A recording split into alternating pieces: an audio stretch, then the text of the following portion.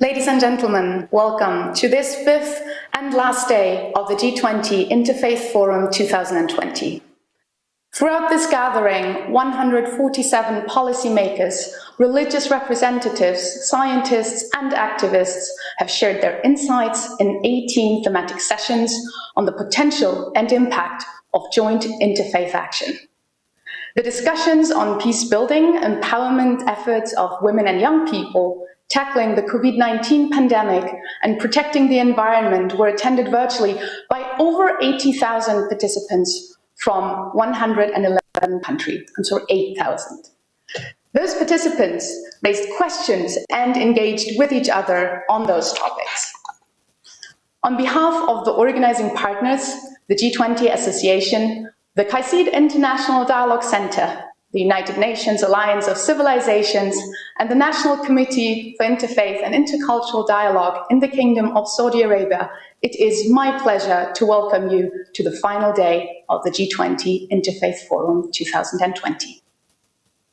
As in previous days, today's sessions will be interpreted in Arabic, English, and Spanish, and I would kindly ask you to please refer to the buttons above and below the live stream to access your preferred language.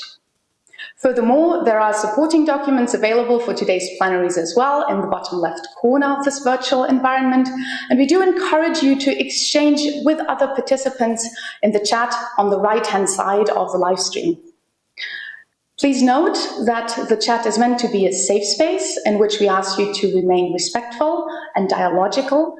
And please also note that offensive or abusive comments will be removed by our moderators.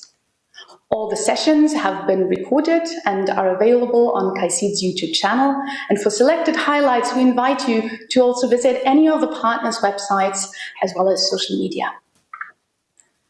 Today's plenary session will showcase the impact of religious actors and communities, particularly in crisis and when disaster strikes.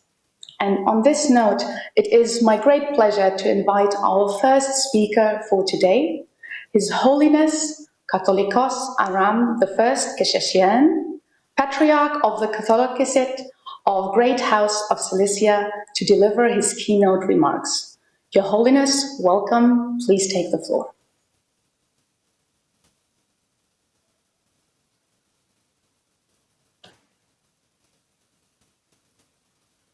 Your Holiness, you may start. Thank you. Thank you. At the outset of my few remarks, I want to challenge the way the role of religions or religious communities is defined as being responders to disasters. In my judgment, religions are primarily preventers and only then responders. Preventing and responding are integral to the very vocation of religion, and they are interconnected, conditioning and strengthening each other. And as such, they need to be addressed as one integrated whole. It is important to make a clear distinction in nature-related disasters, for example, earthquake, and human-related disasters, for example, global warming.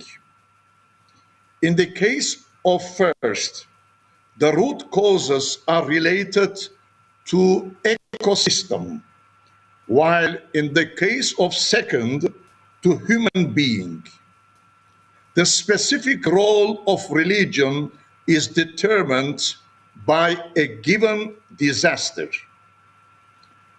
An effective prevention entails tackling the root causes of a problem and not just the symptoms. Setting a well-planned strategy, developing an integrated and coherent methodology, using properly human resources, and tools of science and technology, and ensuring collective participatory process. Let me share with you briefly two examples. First, in medicine, according to medical experts, healthy lifestyle plays a vital role in avoiding several diseases. Second, making justice or restoring self-determination or respecting human rights prevents most of the conflicts facing the world. In case prevention strategy fails, and if avoiding a crisis or a disaster is beyond human reach, then responding becomes the only effective way of treating a disaster. Religion has an essential role to play to this end. I would like to identify two specific areas of crucial importance. First, according to estimates, the response to the coronavirus pandemic was, for many reasons, generally disorganized, incoherent, and insufficient, both nationally and globally. If medical response was slow and the response of politicians rather ambiguous, the response of faith communities was spontaneous and to a large degree well organized. All religions immediately got online. On the one hand, they instructed their communities to follow the recommendations of medical and civil authorities, and on the other hand, they organized emergency relief aids programs. In the face of the failure of preventive strategy, the crisis reduction engagement of religions was indeed a success. Second, the deterioration of the Earth's ecosystem deeply threatens the planet and its inhabitants. With their origin, nature, and scope, environmental issues are human-made disasters, and they pertain to humanity, creation, God relations. And therefore, they must be addressed in ethical perspective.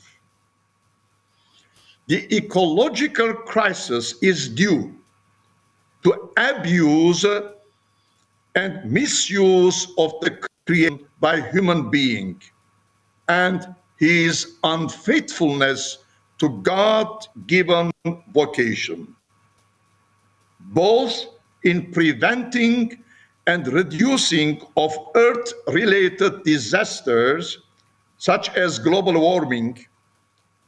The role of religion is pivotal indeed.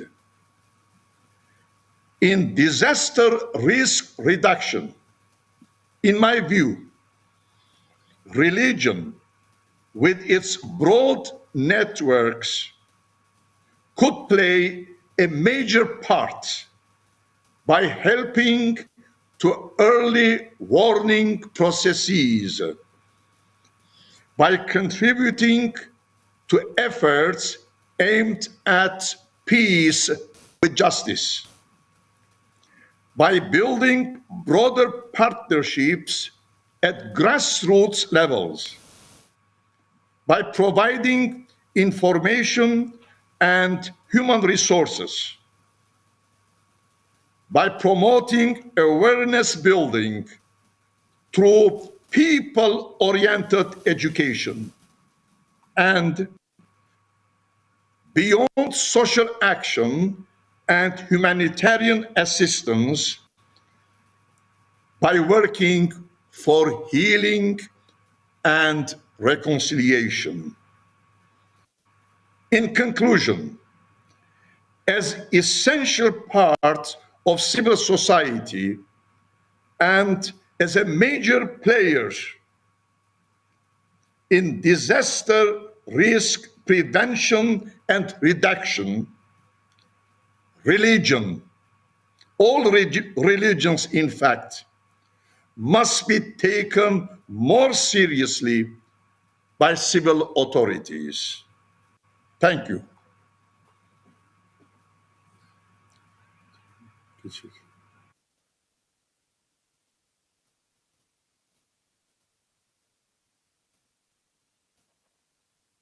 Thank you, Your Holiness, for your excellent comments and drawing our attention to the importance of tackling root causes of problems, as well as giving very concrete and recent examples of how religious communities have engaged in addressing them.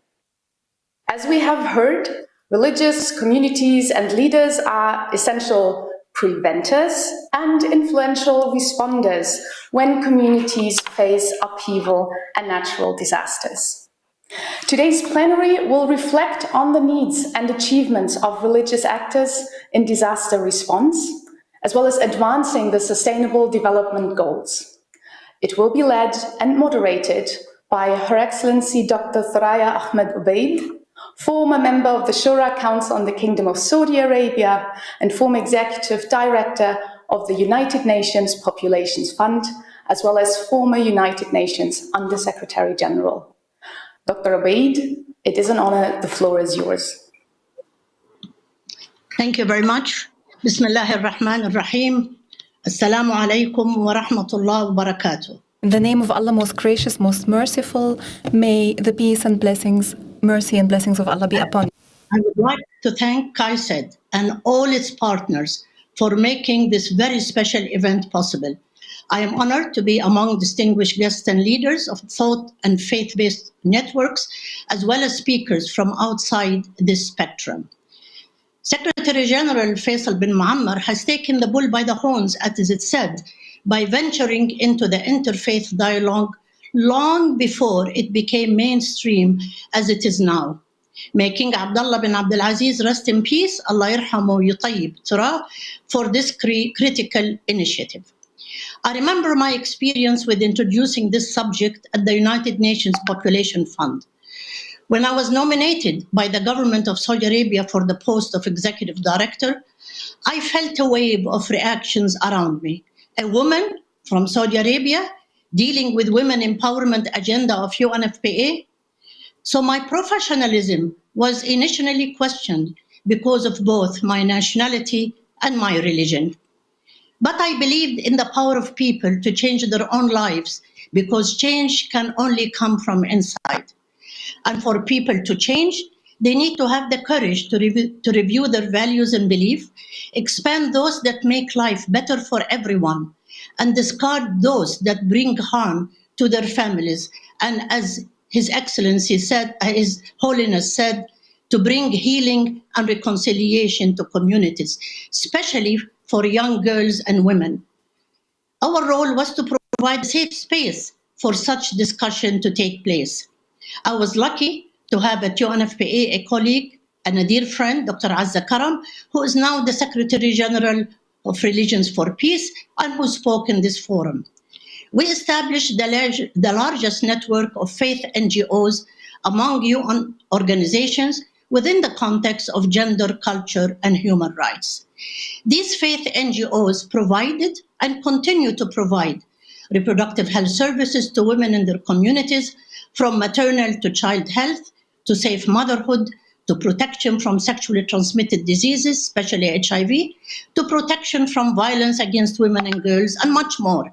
In a sense, they were providing safe space for change to take place and exercising risk reduction for women and girls in their communities.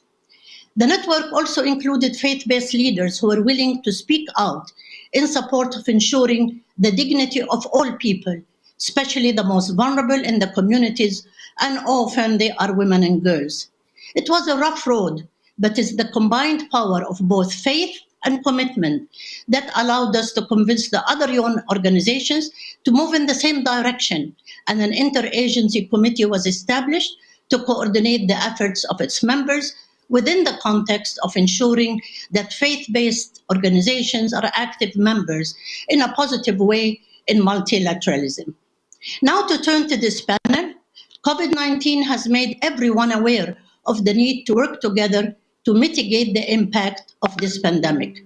Thus, risk reduction became a necessity, not only to deal with this pandemic, but also to build our resources and to learn from this experience to improve our collective response. We want to focus in this panel on three aspects. First, what have these organizations done to respond to the impact of the pandemic? Second, how have these organizations worked with each other across faith, within networks, with government services, with other NGOs in the communities? And three, what are the lessons learned for future risk reduction? Each distinguished panelist will have 5 to 7 minutes to speak, and I will signal that there are 2 minutes left, just at 5 minutes. We will pose some questions to the panelists as our colleagues are collecting these questions electronically from the chat. The panel is scheduled to end at 5:30, inshallah, and I hope to be able to end on time. I will be introducing the panelist list in few words, since their long accomplishments are clearly stated in the website of the panel. And the panelists, by the order of their last names, we will begin with Dr. Amal Habdam, member of the Board of National Human Rights Commission in Saudi Arabia, and advisor at the King Salman Humanitarian Aid and Relief Center. It is not a religious-based NGO, but provides humanitarian services in various countries and communities. Dr. Amal, please present the center to us and its work as a humanitarian and relief association. Thank you. In the name of God Almighty, the most gracious, the most merciful, may peace and Allah's blessings be upon you. Thank you, Dr. Soraya. It is my pleasure and honor to be here amongst you and to be part of this very interesting plenary. Now, as Dr. Soraya said, the King Salman Humanitarian Center is no religious center.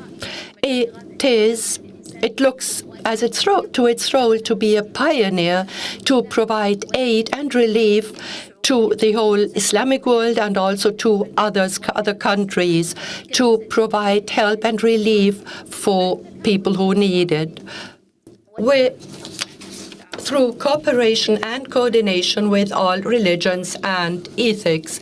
This is one of the priorities which the Kingdom of Saudi Arabia has put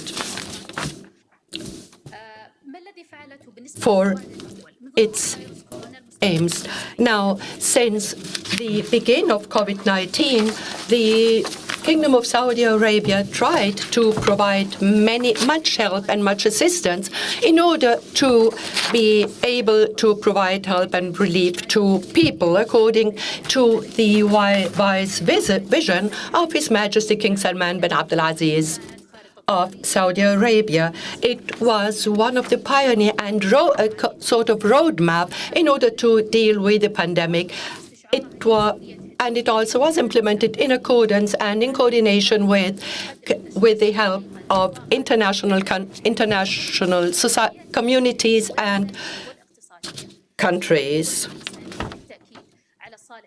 It worked on economic basis, social basis, and humanitarian basis in order to overcome all results of the pandemic and in order to concentrate on humanitarian aid and relief.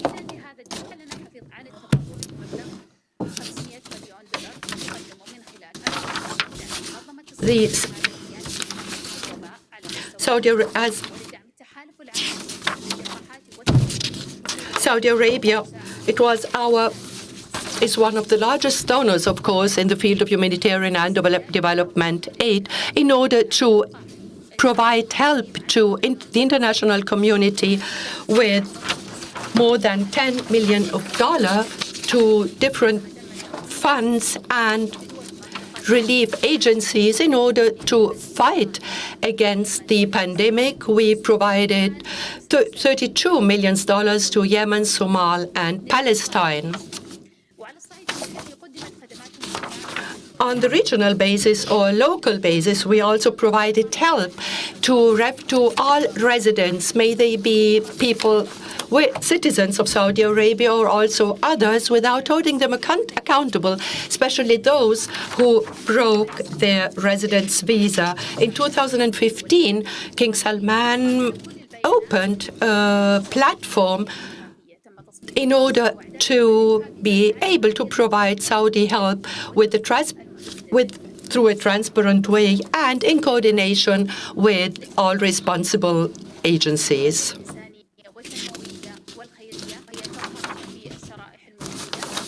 Now you have these slides. We had different prominent field of initiatives, especially artificial limbs program, Massam project for landmine clearance in Yemen, child soldiers, etc. Now, in regard to this second question, in 2015, King Salman provided help through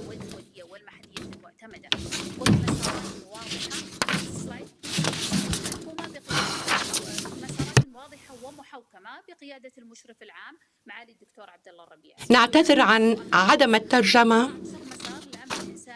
نظرا لبعض المشاكل التقنية.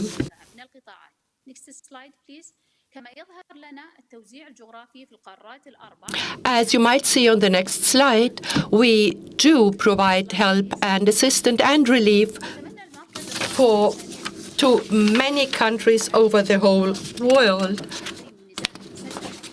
We provide help to children, we provide help to people suffering from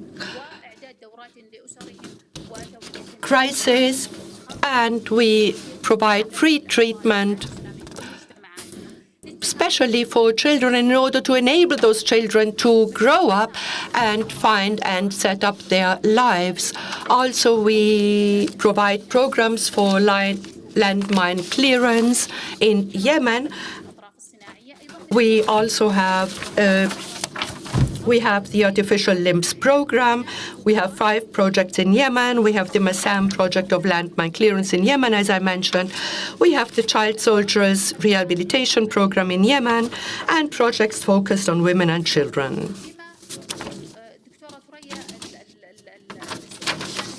Now, as to the third questions regarding the lessons learned, the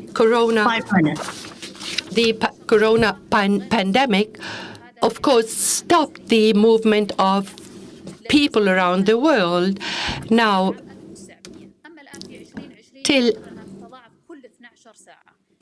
as we all know, that every single inhabitant of the world has a different lesson to learn.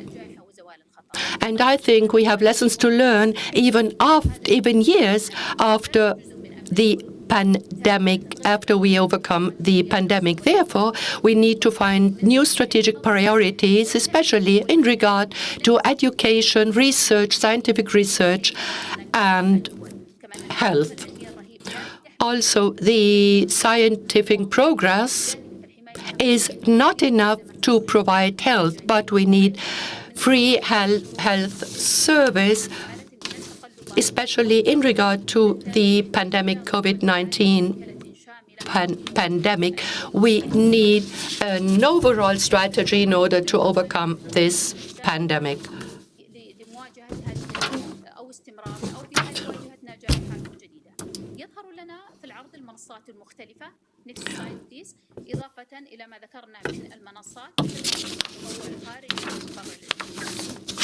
We do also have many platforms, for instance, the platforms for help and assistance to visitors and also refugees in regard to health, nutrition, education, protection, and also in regard to the next slide.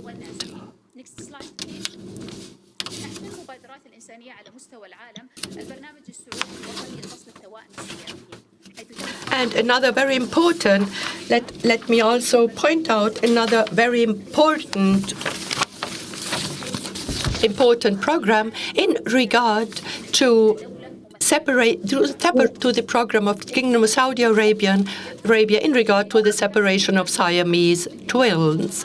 Here, thank you very much, Dr. Amal. We also have on the last slide, I'd like to point out different partners we work with. Of course, we do not have enough time to point out all the achievements and endeavors the Kingdom of Saudi Arabia has achieved through the wise leadership of His Majesty the King Salman bin Abdul Aziz Al Saud, who always provided us assistance. Thank you. Thank you very much for your comments, and thank you for demonstrating the inclusive nature of the program that you are undertaking. And yes, one of the important. Can you hear me? One of the important lessons that you have mentioned is that as a result of COVID, we are all looking for solutions to strategic solutions. How do we rebuild again after the COVID?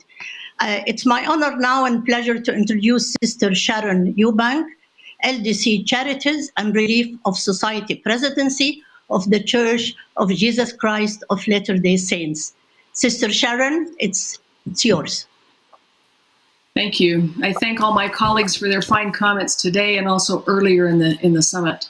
The topic of this plenary is the commitment of faith networks to disaster risk reduction. And I want to address essential food and the disaster preparedness relationship network that helps support it in an emergency. The latest figures from the United Nations describe the severe drought and locust infestation, the global recession from the pandemic, and the measures taken to protect health. And then it states that 265 million people are now facing acute food insecurity. This is almost double what it was last year. Without being too alarmist, if we don't address this crisis in a coordinated manner, it is predicted to grow to be among the worst famines in human history. Latter-day Saint Charities mounted the largest response in its 35-year history to COVID-19 and the associated food crisis. So far this year, there have been 867 projects in 124 countries. Without exception, each project draws on trusted relationships with governments, communities, and other faiths. These relationships have been developed over a long period of time. And I mention this because with disaster upon us, the networks inevitably fray with the tension. These critical relationship networks are best if they're developed early and cared for carefully. So let me give briefly just some specific examples. The first is about creative new partnerships. You might have been like me to be shocked when you would see empty stores in the beginning of the pandemic. The New York Times reported that dairy farmers were dumping millions of gallons of milk because school programs were not buying milk. Potato and onion farmers were plowing their crops into the ground because there were no customers. And all of this during a time of exploding hunger. Supply chains were shriveling and traditional community networks were strained. However, people found creative solutions, including Latter-day Saint Charities, in the face of this crisis.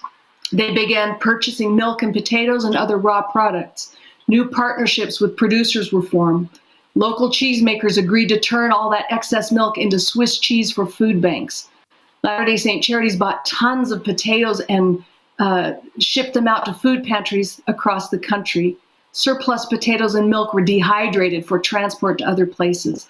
The old network was creative, the new partnerships were nimble, and it worked. The second thing I'd like to talk about is fasting as solidarity. Like many other faiths, Latter-day Saints have a deep tradition around fasting. For us, we don't eat for 24 hours and then donate the money we would have spent on food so that others may eat. I personally love the elegance that anyone can contribute at any level that's right for them and have a true impact. On April 10th, President Russell M. Nelson declared a worldwide fast and invited all people of all faiths to join, petitioning God for help and relief. The invitation drew millions of people together in a unified cause. I received dozens of messages, but let me just read one from my friends at Rahma Relief. Thank you very much for the invitation to fast, they said. Fasting for us is a great experience and one we observe throughout the entire month of Ramadan. My wife and I will observe the fast and pray for the safety of everyone, regardless of location or faith. The funds donated by people who fasted facilitated hundreds of thousands of meals for hungry people. It also brought a unique kind of solidarity and social cohesion that comes when people voluntarily cooperate. The third example is about immediate response. Hundreds of projects that I mentioned brought immediate food to families that were suddenly hungry. A typical example occurred in Iran when the father and the 8-year-old boy of a family who collected scrap metal for a broker were suddenly thrust into hunger when the father passed away of COVID-19. That young boy, trying as hard as he could not collect enough scrap metal to feed his sister and his mother. Through a partnership with Mothers Without Borders and the local community government, funding supplied from Latter-day Saint Charities brought additional food and help for that family over a long period of time, and hundreds of others. As supply chains fall apart, as drought worsens, as remittances don't show up, as the virus takes its death toll, food will be the issue of the day. Faith communities can provide ongoing support in these examples. Finally, I want to address longer-term preparedness. I believe it's a mistake to leave disaster response and preparation solely to governments and NGOs with their perceived high resources. I refuse to discount the impact of a family saving an extra tablespoon of rice poured each night into a soda bottle so that they can build a small reserve, or to keep an extra can of water stashed under the table. I applaud local communities who copy identity papers or procure a solar generator. I want every child to know the designated tree where they are to meet their family if they get separated. Families and communities that do these small things build self-determination. They know if they can solve these problems, they can solve other problems, and they don't necessarily have to wait for agencies. Will they need help? Of course, but they view themselves as actors instead of victims. And better than any shiny media campaign or more energetic than any United Nations development agenda, faith communities have the moral authority and the grassroots reach to encourage these resilient preparedness habits that serve society on every level. What can policymakers do to help faith leaders act most effectively? I have two suggestions. The first is to implement the Sendai framework questions designed to help communities think through their preparation. Have we formed a council of local leaders that includes faith leaders to coordinate in a disaster? Do households have emergency food and water for 72 hours? Has the community been mapped? Has the community tested its emergency plan? What more could we do to minimize the loss of life and damage that we're not doing now? And the second thing is to invite religious actors into the decision-making. Be as diverse and as inclusive as we can in consultation. Take the time to get to know strengths and gaps, develop personal relationships of trust and respect. I personally admire the ongoing work of Baroness Nicholson on this plenary and her Windsor dialogue that brought Yazidi religious leaders for the first time in close contact with other faith leaders in Iraq. When someone asked her, "How did you get them to come?" she said, "I asked them." Finally, in conclusion, I would say faith is as essential as food. As my respected colleague, Elder David A. Bednar, succinctly put it earlier this week, respecting the dignity of religious people pays important dividends. But these powerful opportunities and benefits are possible only if officials acknowledge that for believers and their faith communities, religion is essential to their identity and very being. Protecting the powerful and unique role of faith in society is one of the main achievable goals of the G20 Interfaith Forum, and I'm very glad to lend my voice to it and remain eager to hear the ongoing conversation. Thank you very much. Thank you very much, Sister Sharon. I'm very touched that you have alerted us to this possibility of a disaster of hunger that is coming. And yes, networks are, as you said, are the way to work together to support people who have agency for themselves. And I agree with you. I think people have the resilience, they know what they need to do, and therefore they have the self-determination, and faith does help them bring that and strengthen them. Thank you very much for your presentation. It's my pleasure and honor as well to present Dr. Bandar Hajjar, President of the Islamic Development Bank. Dr. Hajjar? Thank you. Bismillah ar-Rahman ar-Rahim. Excellencies, distinguished dignitaries, ladies and gentlemen, Assalamu alaikum wa rahmatullahi wa barakatuh. Allow me first to thank His Excellency Faisal bin Muammar, Secretary General of the International Dialogue Center, for inviting the Islamic Development Bank to this critical, highly interactive gathering. I am very honored to be with you today, representing almost a half-century-old institution established on the firm belief that the core ethical values embedded in the Islamic finance instrument can significantly impact communities, cities, nations' lives, and livelihood. The Islamic finance model is based on principles of sustainability, fairness, and equality. It considered social, environmental, and governance factors in any decision related to investment. This model's universality is derived from universal nature of the principle and value it upholds. Islamic finance is playing a role in supporting the development and welfare of the marginalized societies, mainly through traditional Islamic philanthropy tools and programs such as zakat, sadaqah, waqf. These tools have the most significant role to play in pursuit of their SDGs.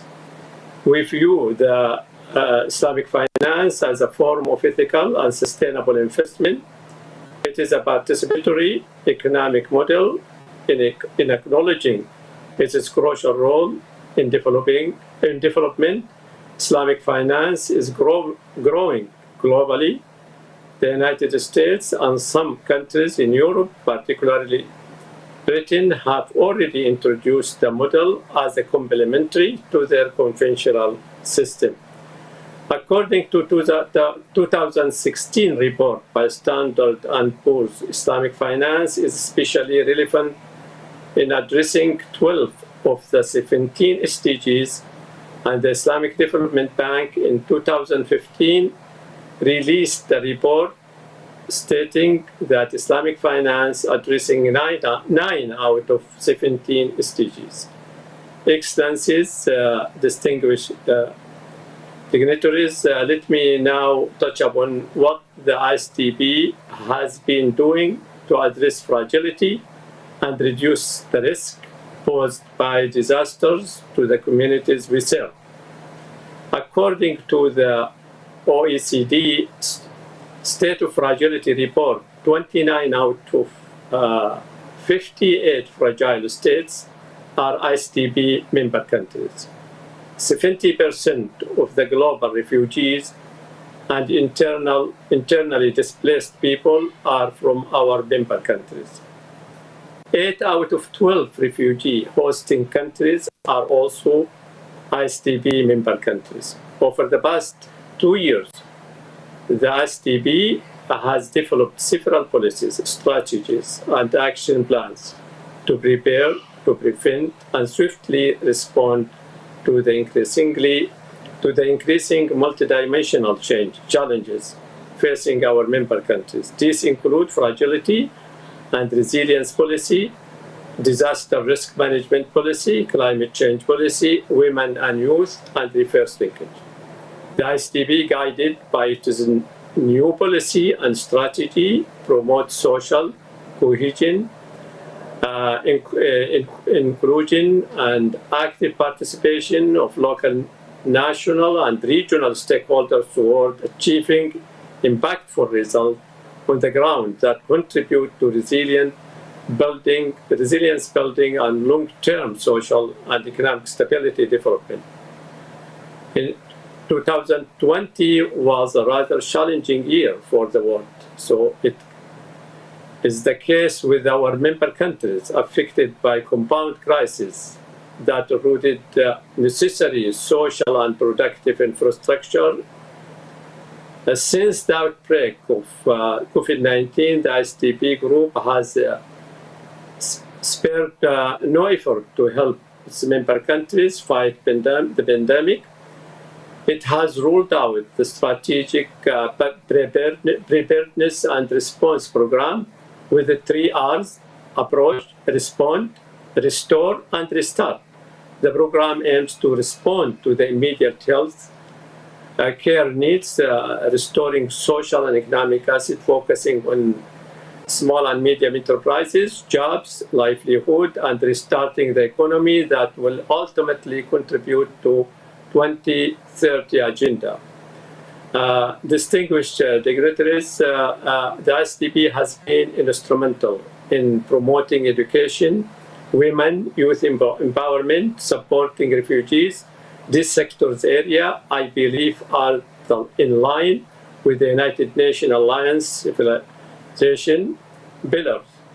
And the Islamic Development Bank's project in member states benefit both Muslims and non-Muslim citizens. The bank has also contributed to the establishment of many schools and hospitals and health centers for Muslims communities in non-member countries.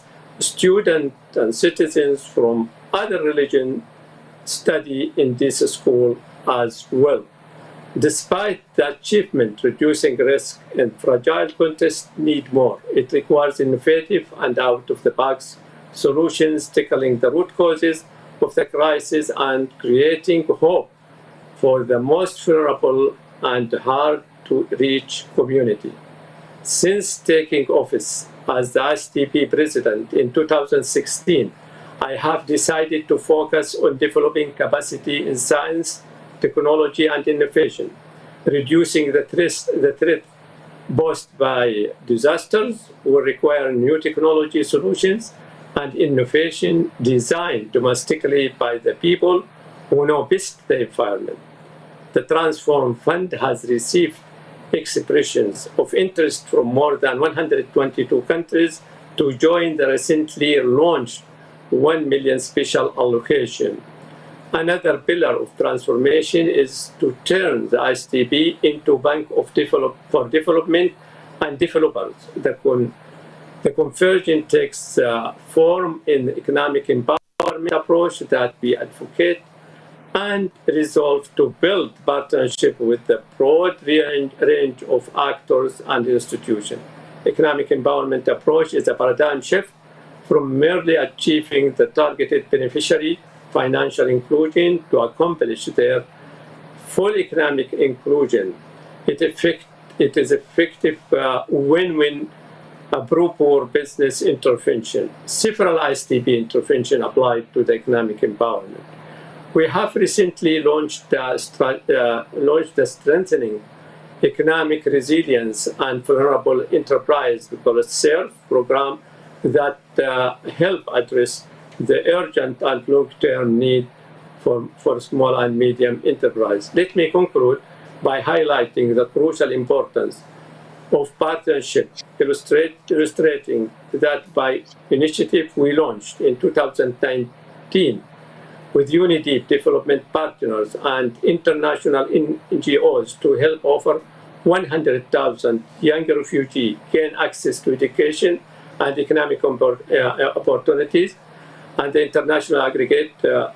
So here the financial strength recognized by our AAA rating institution. Still, it's not enough. Having decentralized and created 11 regional hubs in our 4 continents operating, but it is not enough. The SDG 17 is critical. Thank you. We need to develop 3 Ps for private, public, philanthropist, people partnerships. Thank you for giving me this opportunity. Thank you, Dr. Sarayas. Assalamu alaikum wa rahmatullahi wa barakatuh. Thank you, Dr. Hajjar. Thank you very much for saying that the Islamic Bank really needs your thinking and you're working out of the box, because the issues are becoming more complex and thinking out of the box is the right way to go. I would like now again for my pleasure and to meet for the first time Reverend Andrew Morley, President and CEO of the World Vision International. You're most welcome, please. Thank you so much and welcome, and it's great to be here with the dignitaries and your excellencies and friends. As you see, my name is Andrew Morley. I'm the President and Chief Executive Officer of World Vision International. World Vision is one of the largest NGOs in the world. We operate in 100 countries. We serve people of all faiths and none, but we ourselves are a Christian organization. And if you look at this picture is from Goma in the Eastern Democratic Republic of Congo. What do you see when you look at this picture? It's quite a common sight for us these days where we have a gun pointed to our heads to check our temperatures. Now, in an environment like Goma in the Eastern DRC, Democratic Republic of Congo, having a gun pointed at your head means something completely different. And this was one of the things that we found as we helped in the Ebola response over the last few years, and also as we help now in the COVID response. In a context like the Eastern DRC, guns are a very scary thing. And to have one pointed at your head, even if it's a white one that's supposed to be taking your temperature, is also very scary. So it can bring all kinds of trauma. And that's quite obvious that it is so dramatic and such a traumatic experience for children and for adults. We work mainly with children, but we also build infrastructure at World Vision to help children. And this is one of the ways where faith partners come in. If you just move to the next slide, this is where I met faith partners again in Goma in the Eastern DRC. These are pastors, imams from around the country, religious leaders who are trusted by their communities. And what they did is that they used their influence, they used their impact and authority to help people in their communities understand that these guns, these white guns, were actually good, in that they help you to understand your temperature and to know that you're safe if you're entering a place of worship or if you're entering a place where other people are. And the way they did this is they stood up front in their mosques, in their churches, and they allowed people to take their temperature very visibly in the front of their congregations. And there was lots of suspicion to overcome. So many people thought that they could catch Ebola or COVID from these thermometers, that these would actually give them the disease. And so one pastor told me that only after he'd stood in front of his congregation with a gun pointed at his head, but a temperature gun, did his congregation allow people to take their temperatures as they walked into the mosque. And by doing that, then next time they had requested a temperature check, when they were revisiting the city or moving into a busy environment, that they then allowed the temperatures to be taken. The same is true for masks. Masks were seen as something that was scary, something that was alien to people in this context. And again, the church leaders and the leaders of the mosque, the imams, stood in front of their congregations with masks on and were very visible in modelling the right behaviour. And we helped by providing masks, we helped by providing information that they could share on how people can stay safe with COVID. And it's meant that that area is now better prepared than many in Africa to address the risk of COVID. And this photo was taken in February this year. This was my last visit to the field before lockdown. And so if you look at the next slide, you see that this is World Vision. This is our name in Latin America in Spanish. And again, this is a picture where faith leaders can make such a difference. These are COVID packs, we call them, which is food, it's face masks, it's hand wash, that's provided to the most desperately needy families through faith leaders. And they're able to identify families in their congregation, and they can provide spiritual support as well as practical support for those that really need it right now. The other thing that we found that faith leaders can really provide is information and just help for families as they battle against the issue of child violence. And so they can start to talk about good practices for child prevention, again, particularly in lockdown. Let me just talk about the scale of World Vision when it comes to faith workers. We have 400,000 faith workers, almost 500,000 in 50 countries that we've worked with over the last 10 years. And it's key that together we can work through and with faith leaders to bring and be the change that they want to be. Just onto the last slide now, just as I conclude. This is a picture from Azraq refugee camp. This is Ami in Jordan. And he told me how in a refugee camp, in a very difficult place, it was his faith leader that gave him hope. And it was through his faith leader that they would provide a psychosocial support, which is so important for refugees.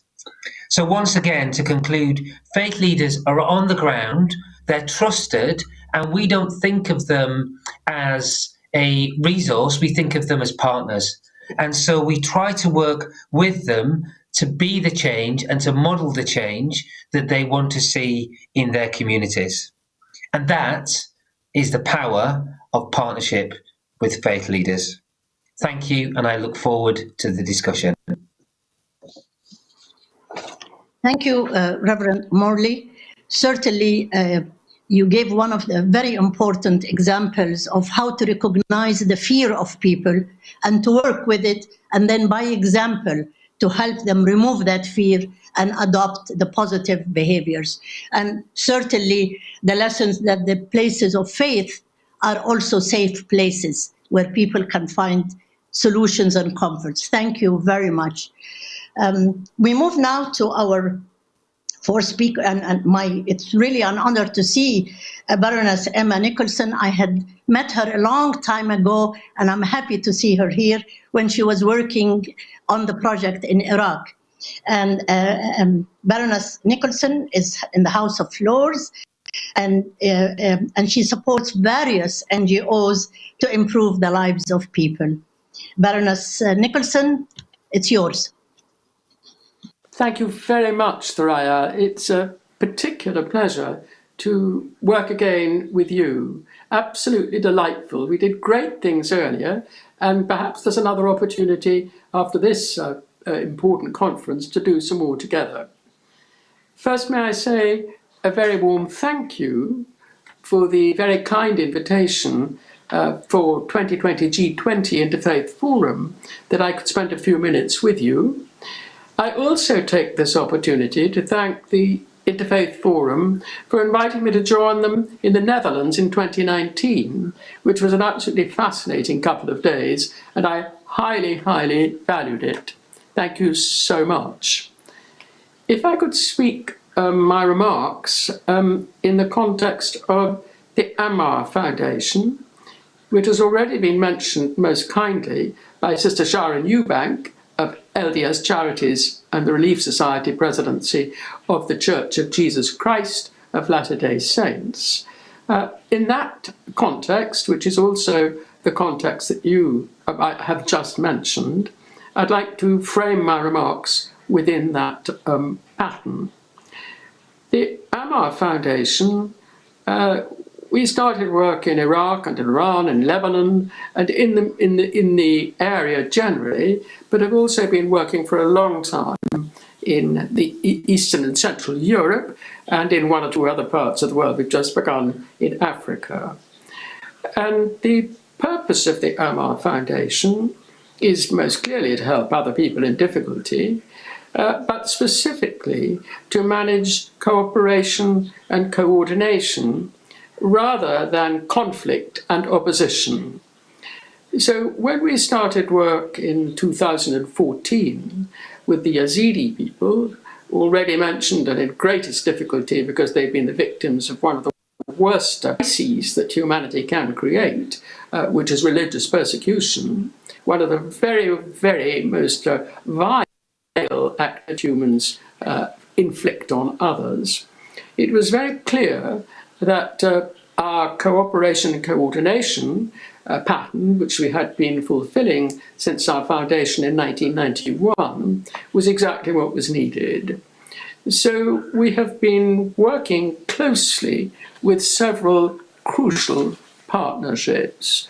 One is with LDS Charities, as I've just mentioned, with Sister Sharon Eubank and with her colleagues. We have a solid partnership agreement, which from time to time we refresh in writing so we know why we're doing, between the Amar Foundation and LDS Charities of the Church of Jesus Christ of Latter-day Saints. And we have built up tremendous friendships on both sides. Amar is based in England, in Westminster, but it's also based in Iraq. It was working for a long time in Iran, but not at the moment. And we've done a huge amount of work in Lebanon and a vast but different tranche of work in Romania and other areas in Central and Eastern Europe, other countries there, about 8 countries I think it is now. So the first partnership for LDS Charities was with Sharon Eubank and myself to try to help the Yazidis. That was that partnership. Then we moved immediately because it was clear that the Yazidis have a different faith to one that we knew about. And so the first thing to do was to make a partnership with them and ask if they needed help. So Amar has had, from the very beginning in 2014, when the assaults on them began, we've had a strong partnership with the spiritual council of the Yazidis. And indeed, one of our most important pieces of work has been to comprehend through their eyes exactly how their faith works, what it means, what it matters to them, and how they perform it. And we have a superlative paper which the Yazidi Spiritual Council and the Prince of the Yazidis signed off and said that it was the first and only accurate understanding of their faith that they had ever seen other than their own. Now, moving on from there, it was clear that more partnerships were needed. So I borrowed the Bishop's Bench in the House of Lords and attracted very good support and understanding from some of the bishops there. I belong to the Anglican community in England, and so naturally I went to them. And then we broadened that, and we have a number of other faiths, including not just other strands of our own, but in order other faiths globally to get that support. And in a sense, that cooperation and coordination seems absolutely vital. Our staff have always been Muslim, and now also Yazidi, plus some others. But the Muslim staff themselves, therefore, they are experts. They're experts in education, they're experts in public health, and they are experts in engineering and other disciplines. They are the stars of our show, if you like it. It is they who I think first of when we are gathering and needing support, because they are the experts, they are the professionals, and it is they whose work we are supporting. Beyond them, we have the victims, or we have the patients, or we have the pupils. And in the last 30 years, we've managed to deliver with very, very low cost. We've managed to deliver, I think it's 11 million medical consultations to the poorest of the poor, and of course a huge amount of things like food and clothing and all the rest of it. But essentially, we're after building up people's health, physical and mental. Now, it's very easy to do this and to gather a small number of people together and to help them get on together. It seems to me the great difficulty is managing to push that further forward. How to get something moving that then others will be attracted to and may find comfort in themselves and may find a desire to fulfill those same missions elsewhere. And that, of course, is where we come to our multi-faith networks. And, of course, one of our problems is that so many faiths are in conflict with each other, which is why I think our lesson in the Aram is understand and respect the other, agree that you won't have exactly the same points of view, you may not quite have the same ideas even about faith, even about all sorts of things like that. But there will be many, many more things in which we can cooperate and can make friends. And if I could leave you with a final thought, not from religion, but Thomas Paine in 1778, he encapsulated in a short paragraph a letter addressed to Abbé Raynal in 1778. He encapsulated, far better than I have said, the philosophy that I've just been sharing. He commented, he wrote, "Science, the partisan of no country, but the beneficent patroness of all, has liberally opened a temple where all may meet. Her influence on the mind, like the sun on the chilled earth, has long been preparing it for higher cultivation and further improvement.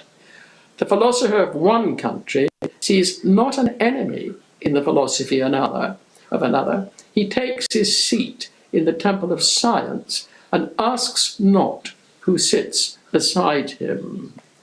So my question to us all is, how can we use our deep faith commitments to make a situation exist globally where the faiths do the same, as Thomas Paine was demanding of the scientists? In other words, to stop any conflict between ourselves, because if we're all together, we can resolve the problems of the globe.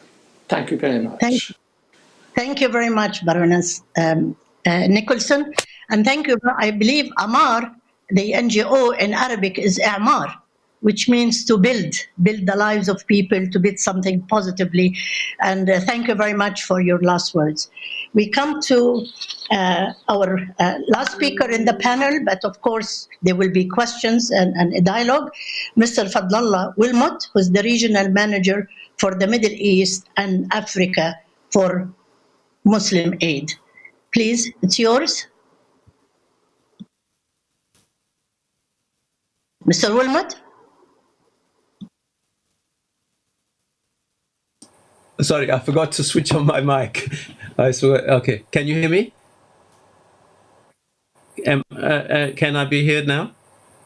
Yes, we can hear you. Can you hear me? Okay, fine. Assalamu alaikum, and thank you very much for inviting me to this fantastic meeting. I've worked for two of the largest Muslim organizations in the world, Islamic Relief and Muslim Aid. And so I will try to look at the three questions. My first experience was in Aceh after the tsunami. And in the Quran, there are three terminologies related to disasters: musibah, which is a misfortune or a disaster; bala, a trial; azab, a penalty or a punishment. And some people came to Aceh after the tsunami accusing the Achenese of being punished for their sins, which is a very distressing and sad thing to happen when you've lost your family, your everything, your possessions. So the chief imam of the mosque in Aceh said, and he said, listen, musibah is a natural disaster. It happens. It's going to happen, and it will happen. But what the important thing for us to do after this disaster is, how do we manage it? How do we respond? How do we... And that is our faith. He helped to modify this sort of negative impression about a disaster. And so, therefore, religious beliefs can be positive, but they could also create negative attitudes within the community. Even creation, they could even create rivalry. For example, in Samoa, after a tsunami, some of the low-income families who didn't contribute to the church were left off the initial response. Some people in Aceh who were not on the shore didn't get included in the response, even though their homes were destroyed by the earthquake. So, even so, religious beliefs affect the majority of people living in the world today. So they're part of a people's culture. They're a key role in people's daily life. They connect society. So it can play a positive role, but we also must always be aware of the possible negative. It can also be important in reducing or avoiding the impact of natural disasters and climate change. So we need to bring together, and the experience that I have in many countries, in Indonesia, in Bangladesh, in Pakistan, Afghanistan, Sudan, and Somalia, is that we need to be able to bring together the private sector, civil society, academia, NGOs, and to include religious leaders in this effort. We found that preparing Friday sermons about disaster risk reduction and hazards and dealing with COVID. There was a very good project in Bangladesh about violence against children, together with World Vision. So the religious leaders have a really important role in providing information which is received by the community in a positive manner. And they, as I said, they can also help in educating people about the virus. Especially, we were involved a lot with refugees and IDPs who live in very enclosed spaces with very little possibility of social distancing for retaining hygiene. So the role of religious leaders in providing information about that is really, really very important. And in Indonesia, the two largest Islamic organizations in the country, Nahdlatul Ulama and Muhammadiyah, played a very important role in advocating for the rights of persons with disabilities from an Islamic perspective. Now, to answer question number 2, I think the religious leaders have a very important role because of their respect, because of their influence. They can provide public health information, they can provide disaster risk reduction, they can provide support for climate change adaptation, and they can partner with many other organizations to help the community face disasters and build resilience to hazards and to deal with the climate change adaptation. And I think religious leaders were very important. Pardon?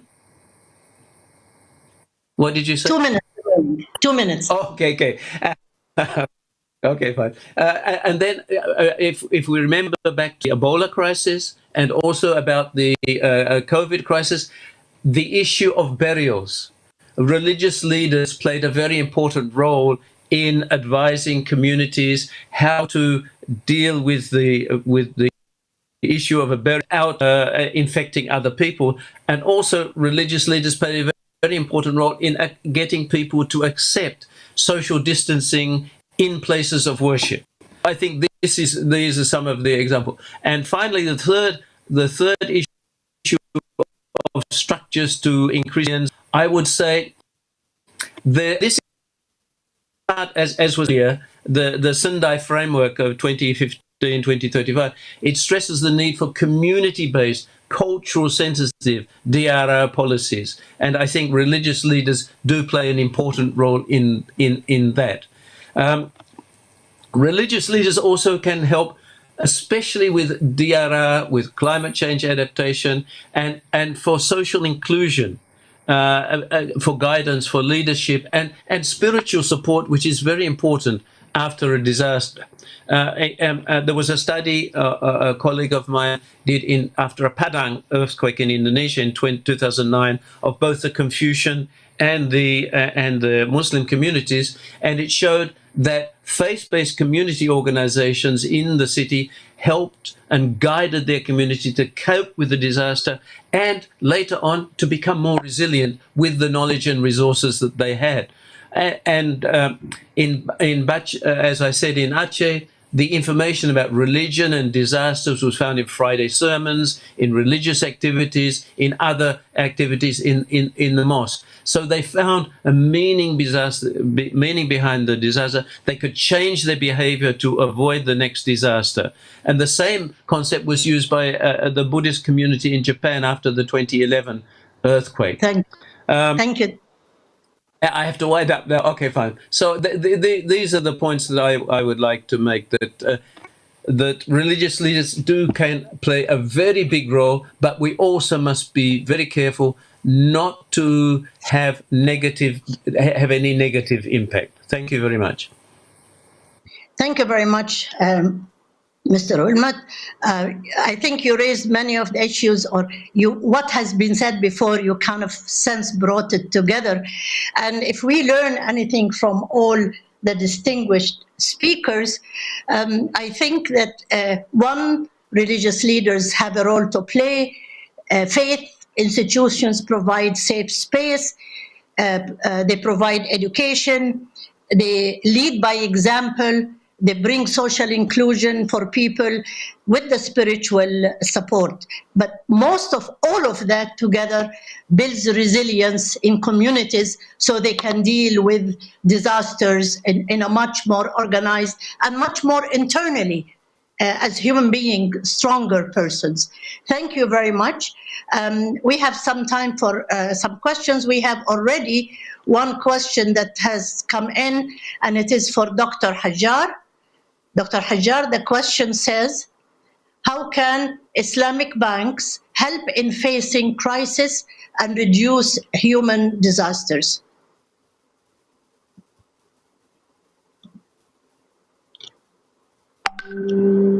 We can't hear you.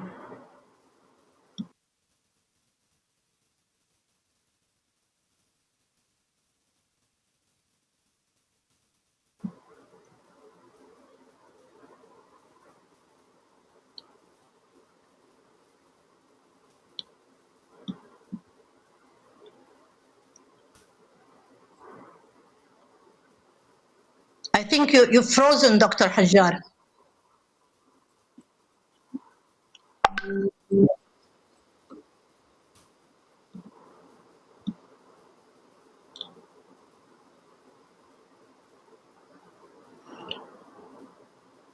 The second question, it's really for whoever would like to take the question: how to invest in religious discourse to overcome the impact of disasters and humanitarian crisis on the behavior of individuals and groups. You can see now young people are not abiding by the COVID requirements, etc.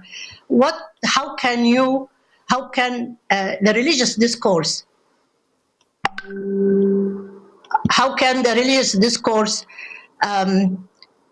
really change the behavior of individuals and groups? Who would like to take this, begin with the answer?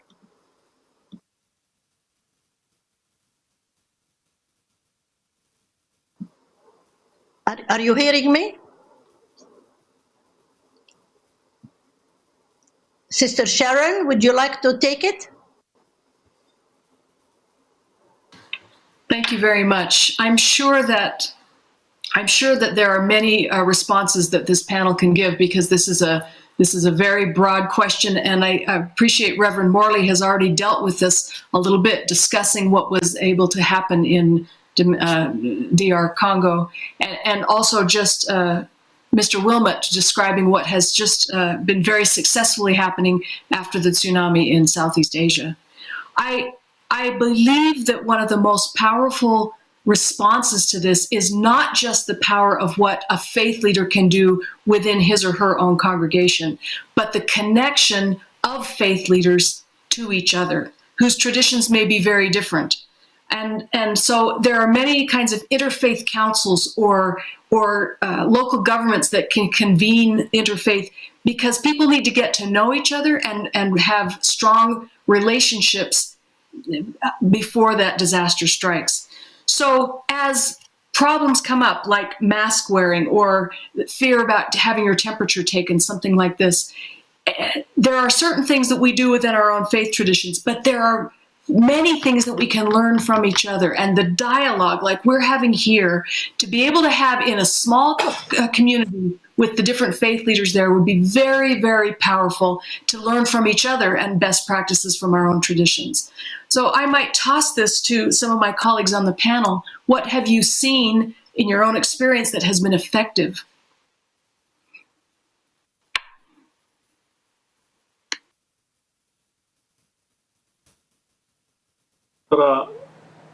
Reverend? And it's already been mentioned that we have worked with other agencies, with Islamic Relief and others, to try to build some of the relationships that sisters just mentioned, where local faith communities, local faith leaders come together, cross-faith, but on issues that are important and critical for their communities, such as mask wearing, temperature taking, but even that visibility of coming together can bring peace and harmony to communities where historic and sometimes very long held issues across faiths can actually disappear very quickly, where they very visibly work together to provide humanitarian and relief initiatives in their regions. So even that visibility of, we call them channels of hope. So we say that these are new channels of hope in communities where people cross faith come together, and it's been really powerful. And it's one of the lower cost interventions, because you provide tea, coffee, biscuits, an environment for people to meet and encourage them to meet, but it's very powerful. So I would reinforce what's been said by some of my other esteemed colleagues on the panel, but that can be even the visibility of this cross-faith collaboration is very powerful. I'd like to go back to Dr. Hajjar. Okay, thank you. I'm sorry for that. Yes, can you hear me now? Yes, and the question was, how can the Islamic Bank help in facing crisis and reducing disasters? Yes, first of all, the challenges facing the world in general and developing countries in particular is huge and complicated and beyond the capacity of an individual government or institutions or individuals.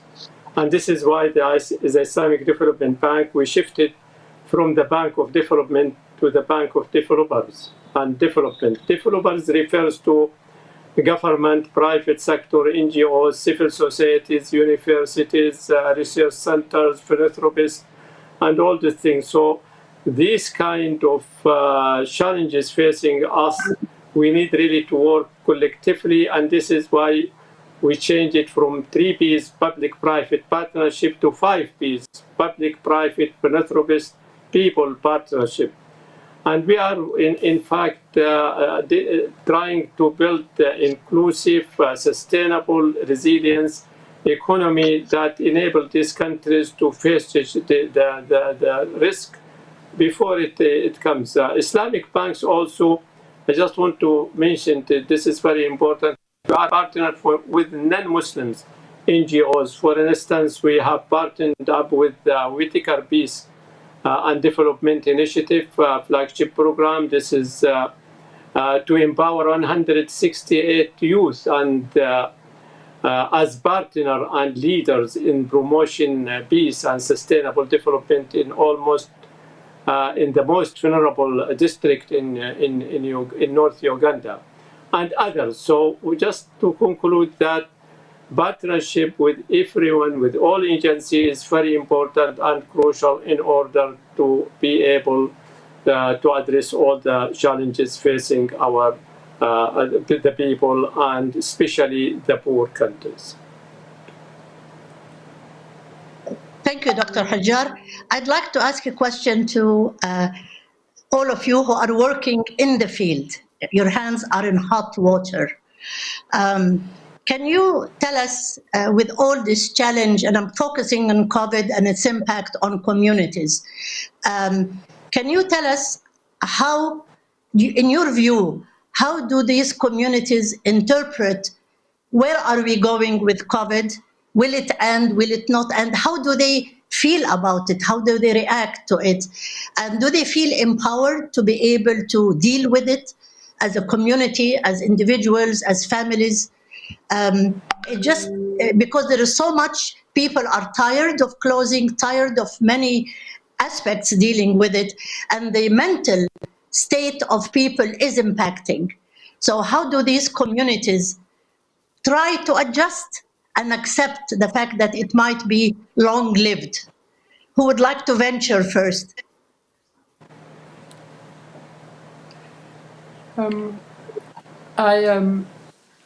I think the thing I've always worked from is that everyone else is considerably more interesting than you are yourself. And so the excitement is to find out about them. And for most people, in my opinion and experience, their faith is a huge part of who they are. Indeed, it's an integral part. There's about a dozen things that make us up, isn't there? There's our tribe, our family, the way we live, where we're actually born. But faith is at the heart of most of that. So one of the most interesting things to discover about someone else is what they feel about why we're here. Why are we on Earth? Where are we going? What's it all about? Where are we trying to land up? And along the way, do we agree that one of the main purposes of being alive is to do good? So the excitement of discovering that, and then finding you share what I would call common values. Yes, and there's a small proportion of humans who don't. But the more you look, the more you realize that quite a lot of those can be persuaded, and therefore it's quite a small number by the end who think very, very differently indeed, and, you know, really rather negatively about other people. But the excitement, therefore, is discovering the commonalities and then the different ways in which those commonalities are lived, expressed, and understood and taught. And then you find out, of course, we're all much the same, and we have quite a lot of wonderful variations, but nearly all of those variations are highly positive, and it's more exciting to discover them, to get closer to them, to support them, than it is to leave it aside. So, new friendships and rather more. Thank you very much, Baroness Nicholson. We have 5 minutes, I'm told. So if we go around and think, what is one message you would like to give out of this discussion we had? One message to the world that we need to take with us as we leave and bid each other farewell. Who would like to start? Dr. Hajjar? Dr. Hajjar. Yes, thank you. I think we were not prepared for this pandemic, and also will not be prepared for the coming pandemic probably in the future. So it is very important to focus on the root causes of the problems rather than the symptoms. And also, if we don't really benefit from the lesson learned from this pandemic, we will not be able to face the future if it carries the same problems. So, and we need really a paradigm shift. We need to think out of the box, and we need to work collectively in order to be able to address all these challenges. Thank you. Thank you very much. Can I call on Sister Sharon? Thank you very much. I have been very energized by the comments that have been shared today, and they certainly reflect my own feelings. If I would leave one thing, it would be that the pandemic has revealed to us something that's scarier than a global health pandemic, and it is the weaknesses that we have in mistrust, in misinformation, in not being able to cooperate together. And I believe this is a warning for us. The global health pandemic will be resolved. We will find vaccines and interventions, but we are now alerted to this worse pandemic of the misinformation, mistrust, and lack of coordination among us. And this is what we must tackle going forward. And I believe that the G20 Interfaith Forum is a critical part of being able to address that. Thank you very much. Can I go to Reverend Morley? Yes, I think I would very much echo the previous comments, but we are called to be channels of hope. So Baroness Nicholson said that we're on this earth to do good. We're on this earth to make a positive difference, to make it a better place than when we started. And we at World Vision start with our faith, which is a Christian faith, but we know that only by working together across all faiths can we be the change in the world that we want to see. So only then can we model that change and live that change that we want to see in the world. Dr. Amal? Dr. Amal? Can you hear me? Yes, I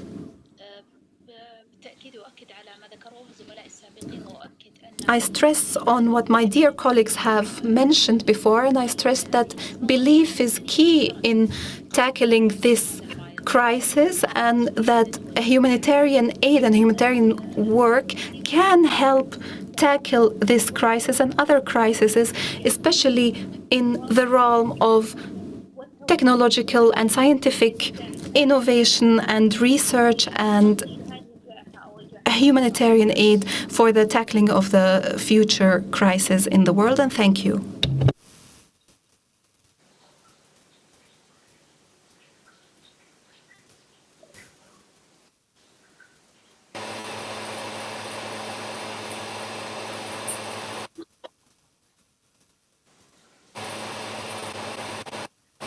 Hello? Yes, Mr. Wilmot? Okay, I couldn't hear you. I would say the message is that we are facing an unprecedented crisis. COVID and the climate change, and there's never been a more urgent time to work together for the benefit of everybody. And I think this is the message that we should give, that we have to work together with all religions, with all faiths, in order to face the challenges that humanity is facing now. Thank you very much, Eva.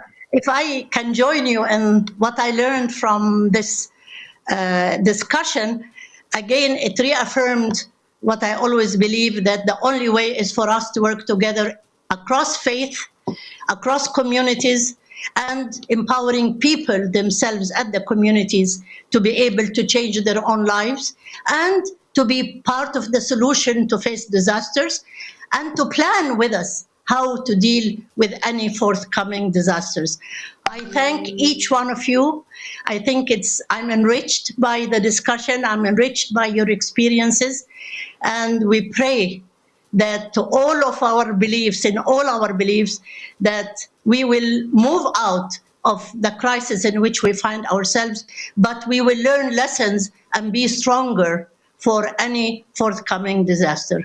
God bless you. Wassalamu alaikum wa rahmatullahi wa barakatuh. Thank you very much, Dr. Ubaid, for your expert lead of this highly relevant and excellent plenary. Over the past 5 days, we have seen firsthand the contribution that religious actors and communities are already making to achieving Agenda 2030 and the Sustainable Development Goals. In this context, Keshishian has also been working to profile the stories of some of these actors around the world, and we're excited to give you a preview of this project during the break. Faith for SDGs project is a digital storytelling series which shows the enormous contribution of faith-based organizations and religious communities to sustainable development and humanitarian aid, which will be launched this coming Thursday on October 22nd. After the 15-minute break, please join us for the closing plenary where we discuss the impact of this event and how the recommendations raised will be taken forward. Thank you all very much. See you soon. Do we stay on this link, or do we have to have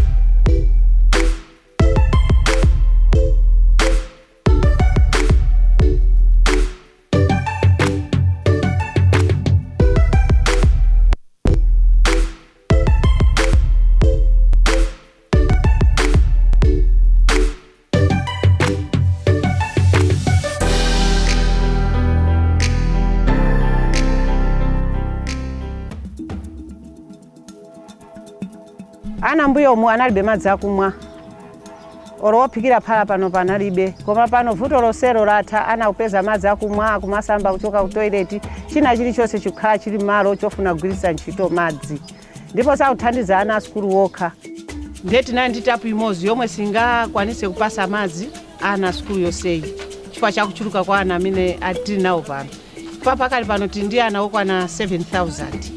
Lamulo limanena kuti pa hygiene pazikhala madzi mwana akachoka ku toilet asambe m'manja koma zonsezo sitimakwanirisa chifukwa choti madzi tinalibe. Sikulu imeneyi yakhala ikusaukira madzi apa mjigo nthawi yayitali kwa zaka zambiri. We've done 27 hand pumps so far and 1 solar-powered pump in a school just outside of Blantyre. I think these water projects are so important is because water is such a vital part of human life. No life can survive without water, and just to give basic human need to people is such an important thing. Our religion, as we know that it is the main focus is on how to serve the humanity.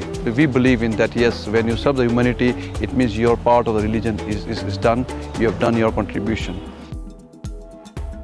Khalsa Aid has chose Malawi. They did not choose that who is belonging to which religion. They just came to play their part to help someone, which in our religion is taught that you have to help someone. You will only take a sword to fight, not for yourself, but to save someone. So water is playing the same part. If you are trying to save someone's life, it means you are providing water.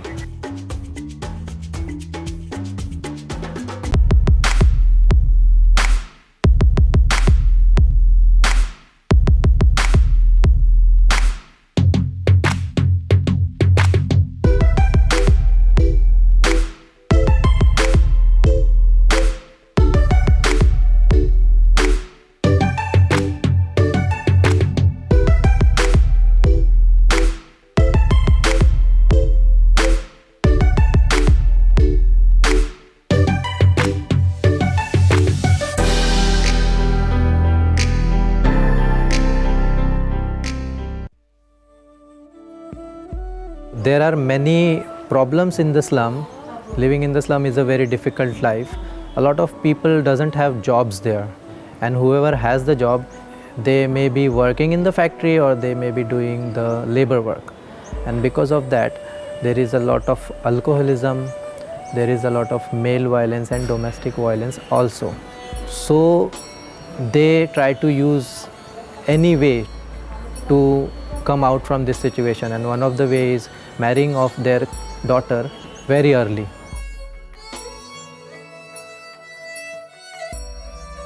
I saw so many people in poverty and I just couldn't sit peacefully under the Bodhi tree knowing that all these people were suffering so much. Basically, we work to end child marriage by taking girls who are vulnerable to being married off early, especially girls in a village where they don't have a good high school. We take them from the village and we put them in a girls' home where they can attend a girls' university or a college or a high school. तो जब से मैं बोधिचित्ता foundation girls hostel में आई तब से मुझे महसूस होने लगा कि मैं कुछ कर सकती हूँ, क्योंकि इससे पहले कभी मैं सोची नहीं थी ऐसी कोई संस्थान या फिर मुझे ऐसा कोई सपोर्ट ही नहीं मिला था कि मैं आगे बढ़ सकती थी। बस मैं पढ़ रही थी, लेकिन यहाँ आने के बाद ऐसा लगा कि नहीं, मैं भी दूसरों के लिए भी कर सकती हूँ, मैं आगे बढ़ सकती हूँ।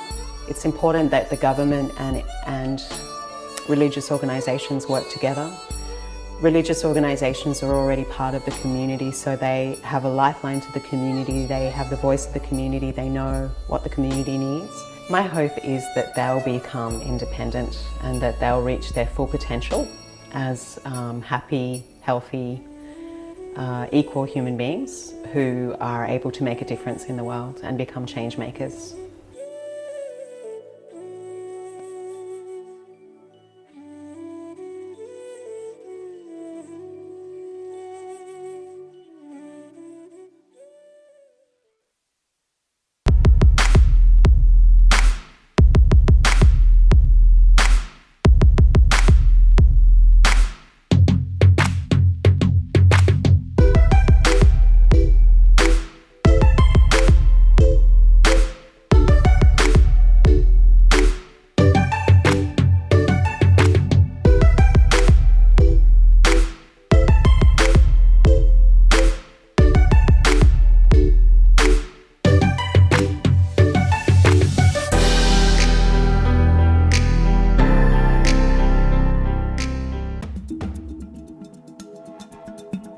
Ana mbuyo mu analibe madzi akumwa oro wophikira phala pano panalibe, koma pano vuto losero latha ana kupeza madzi akumwa akumasamba kuchoka ku toilet china chilichonse chikhala chili malo chofuna kugwiritsa ntchito madzi, ndipo sakuthandiza ana asukulu wokha. Ndeti nayo ndi tapu imodzi yomwe singakwanise kupasa madzi ana asukulu yonseyi chifukwa chakuchuluka kwa ana amene tili nawo pano. Pakali pano tili ndi ana okwana 7,000. Lamulo limanena kuti pa hygiene pazikhala madzi, mwana akachoka ku toilet asambe m'manja, koma zonsezo sitimakwanirisa chifukwa choti madzi tinalibe. Sikulu imeneyi yakhala ikusaukira madzi apa mjigo nthawi yayitali kwa zaka zambiri. We've done 27 hand pumps so far and 1 solar-powered pump in a school just outside of Blantyre. I think these water projects are so important is because water is such a vital part of human life. No life can survive without water, and just to give basic human need to people is such an important thing. Our religion, as we know that it is the main focus is on how to serve the humanity. We believe in that, yes, when you serve the humanity, it means your part of the religion is done, you have done your contribution. Khalsa Aid has chose Malawi. They did not choose that who is belonging to which religion. They just came to play their part to help someone, which in our religion is taught that you have to help someone. You will only take a sword to fight, not for yourself, but to save someone. So water is playing the same part. If you are trying to save someone's life, it means you are providing water.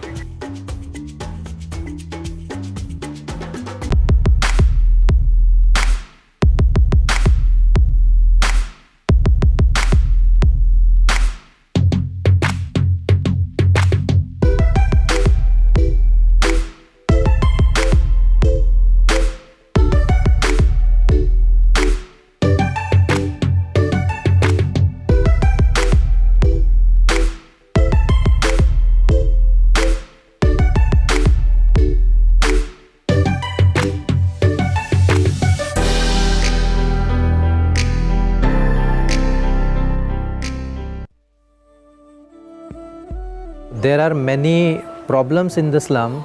Living in the slum is a very difficult life. A lot of people doesn't have jobs there, and whoever has the job, they may be working in the factory or they may be doing the labor work. And because of that, there is a lot of alcoholism, there is a lot of male violence and domestic violence also. So they try to use any way to come out from this situation, and one of the ways is marrying off their daughter very early.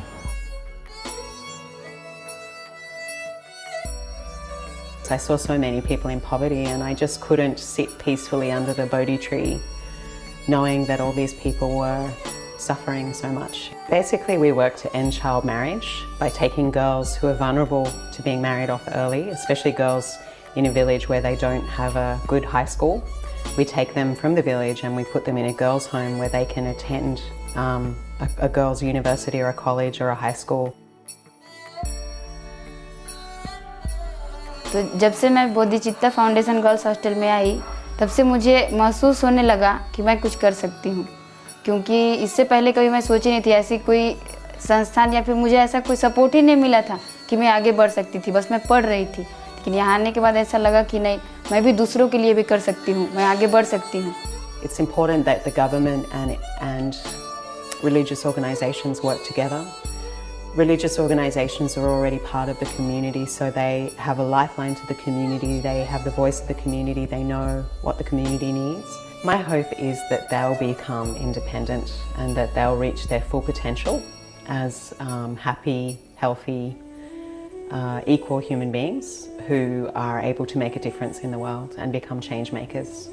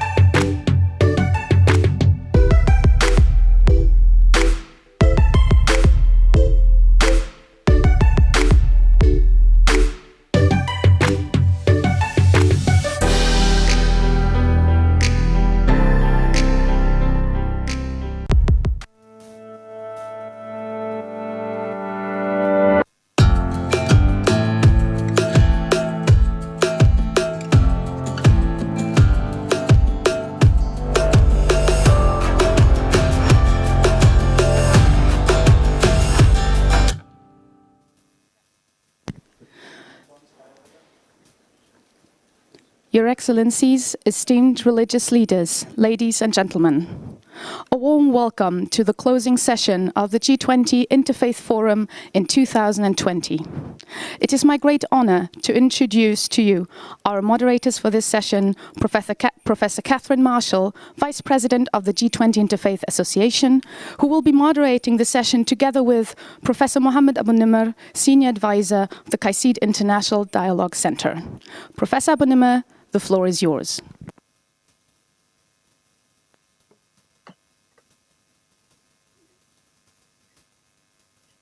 Thank you, Marlene. Welcome, everyone. Welcome back. I started this meeting with you 5 days ago, and I'm delighted and really eager to see us coming to the closing of this event.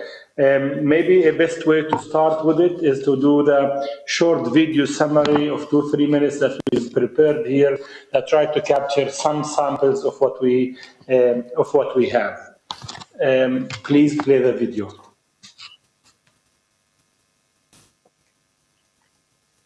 Leaders, policymakers, and experts have gathered virtually at the G20 Interfaith Forum to confront the rising challenges of poverty, hunger, inequality, a global pandemic, and climate change.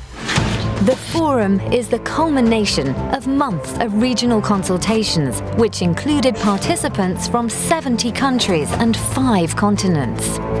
Together, these leaders are answering the call of the United Nations Sustainable Development Goals, proposing solutions to the most intractable issues facing humanity. We, as religious leaders, in particular, need to be a contagion of hope. Let us then witness to our religious communities as well to our societies in which we live unity, solidarity and fraternity. إن عالمنا أحوج ما يكون إلى منطق الاحترام والعدالة الشاملة، ولا يكون ذلك إلا من خلال تعزيز قيمنا المشتركة التي ترفض أي شكل من أشكال الكراهية والعنصرية والتمييز على أساس ديني أو عرقي أو أي تصنيف آخر مماثل. In a world where over 80% of humanity identifies with a spiritual tradition, the need for faith leaders to be integrated into global development agendas cannot be ignored. There is strength in diversity, and we need solidarity now. All of you represent that understanding and the values that are so deeply rooted in all faiths. The findings of the forum, currently being compiled and finalized, will be considered by world leaders assembling soon for the G20 summit.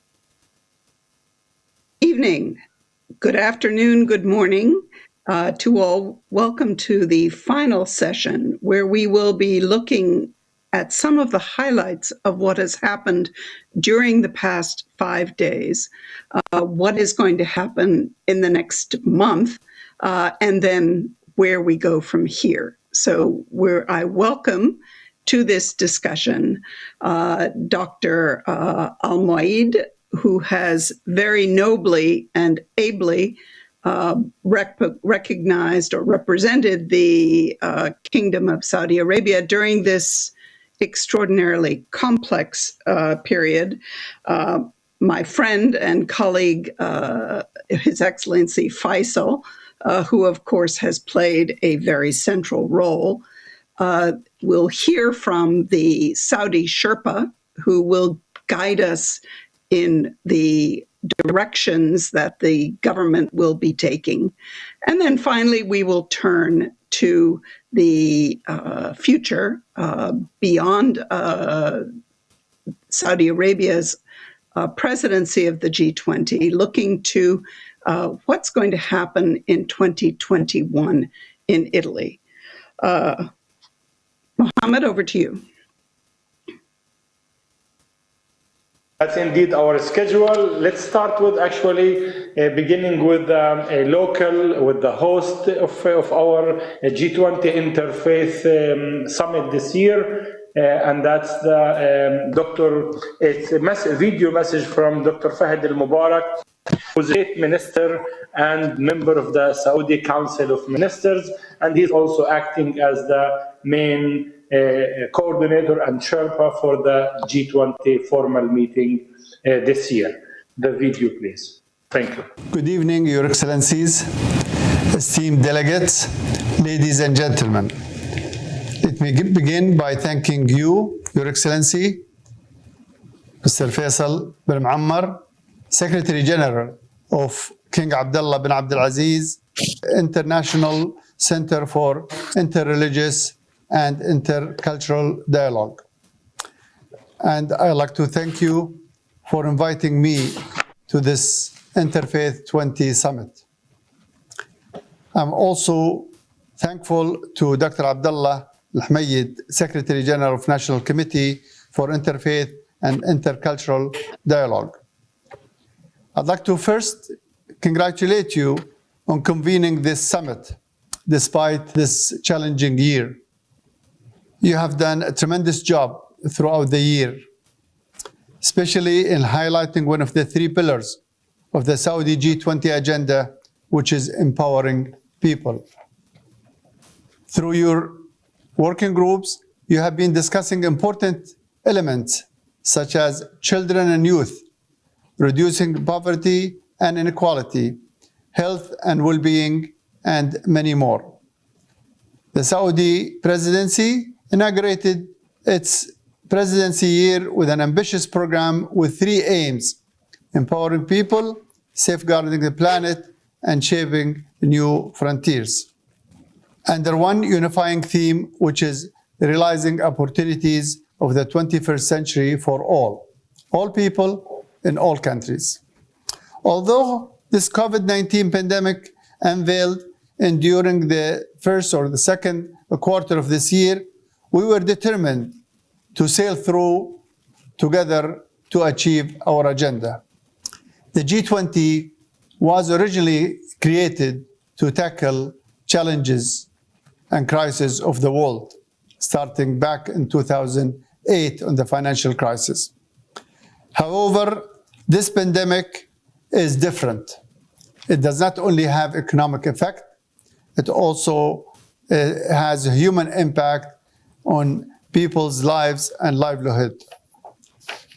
His Majesty, the custodian of the two holy mosques, King Salman bin Abdul Aziz, have invited and called leaders of the world's largest economies to a summit back in March 2020 in order to address the current pandemic. The leaders came together showcasing strength, solidarity, and cooperation. The summit resulted in many great outcomes, including unprecedented stimulus of over $11 trillion into the global economy. It also contributed over $21 billion to support the development of vaccine, where Saudi Arabia have contributed $500 million as part of that pledge. It also launched a debt relief initiative that would allow 73 eligible countries to reallocate over $20 billion toward their imminent health and financial crisis. Also, the leaders have committed to ensuring the flow of vital medical supplies and critical agricultural products across borders. There are many other outcomes from the summit and the following ministerial meetings that I invite you all to review declaration that has been issued in our website. It has been a challenging year, yet we have not forgotten our original agenda that was announced in 1st of December 2019.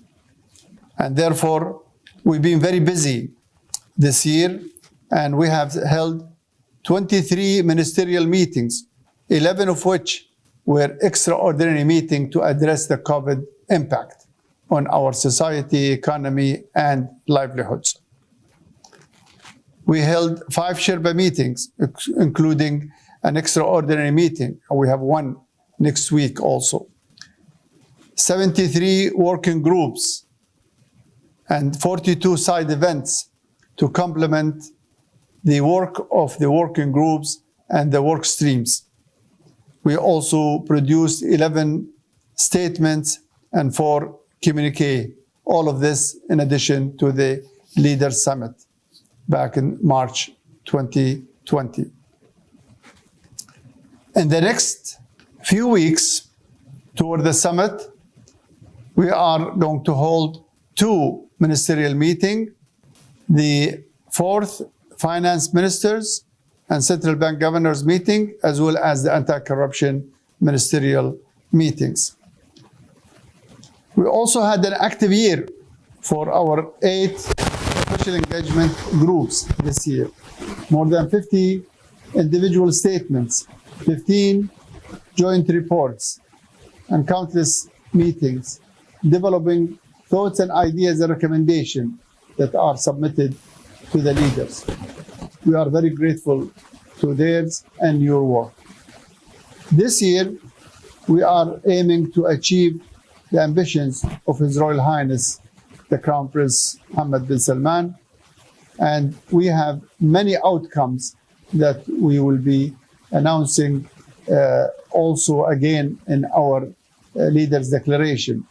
That includes the adaptation of circular carbon economy platform. For the first time in the history of G20, where a comprehensive framework that tackles carbon emission from all angles, mitigation and adaptations, to reduce, remove, reuse the carbons from the air. Also, we launched G20 Youth Roadmap, G20 initiative to reduce land aggregations and habitat loss, coral reef preservation. So nature has been in the middle and center of our deliberation.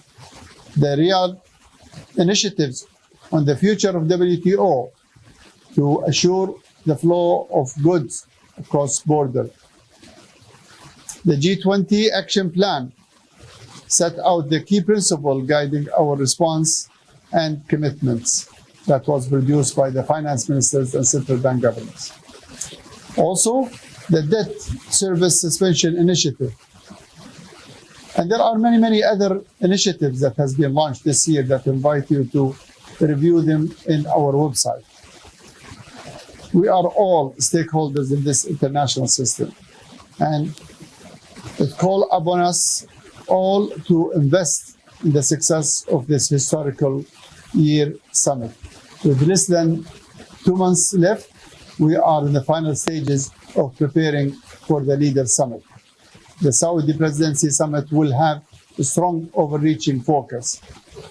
We will be addressing issues like rising to the challenge together, building a resilient and long-lasting recovery, ensuring an inclusive recovery that tackles inequality, putting sustainability at the heart of recovery, all of the above underpinned by empowering people, safeguarding the planet, and shaping new frontiers. I'd like to thank you again for inviting me to represent the G20 to share with you our past progress and our future plans for the summit. I wish you a very successful summit this year, and thank you for working throughout this pandemic situation and presenting your recommendation. Thank you very much.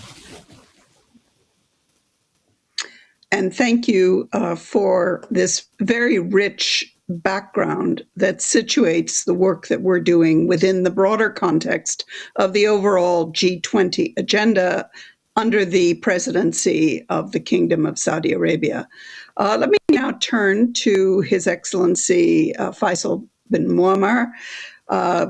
Give us your sense of what this remarkable 5 days has brought together, and what surprises, what conclusions have you drawn from it?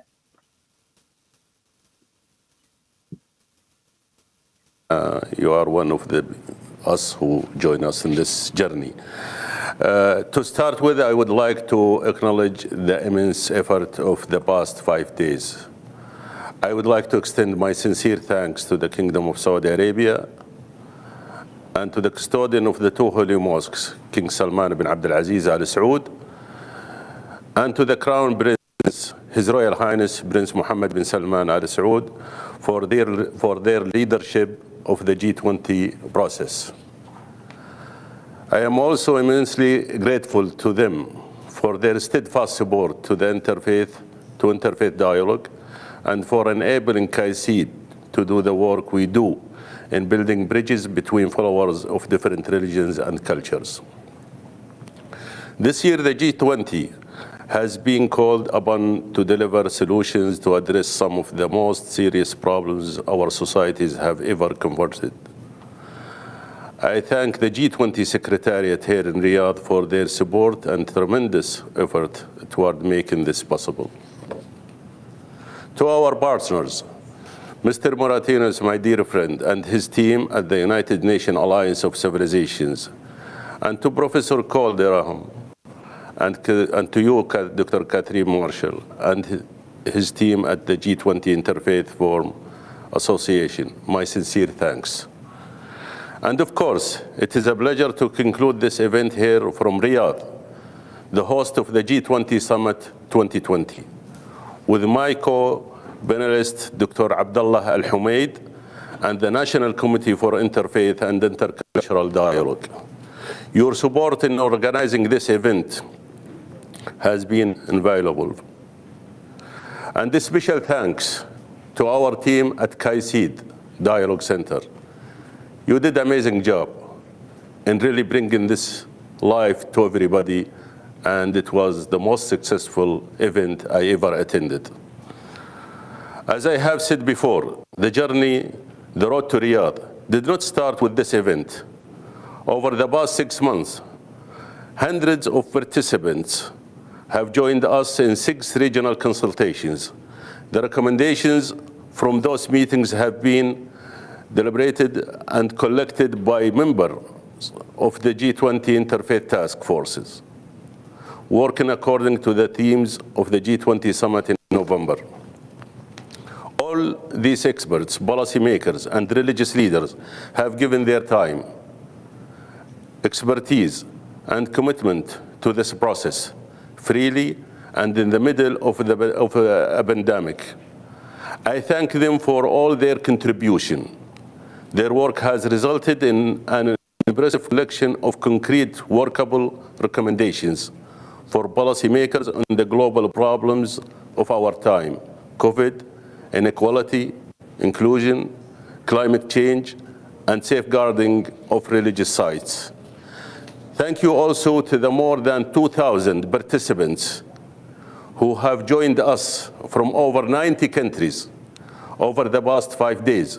Your active participation has enriched our work and is testament of the enormous importance of representation of religious communities to the global landscape. When we started this process, we knew that what we were doing was difficult and that it was important. However, we did not realize how difficult and how important until the world plunged into possibly the greatest global crisis it has known since 1945. COVID-19 has shown us that the world is more interconnected than we think, that our societies are more fragile than we think, that our economies and our progress are less secure than we think.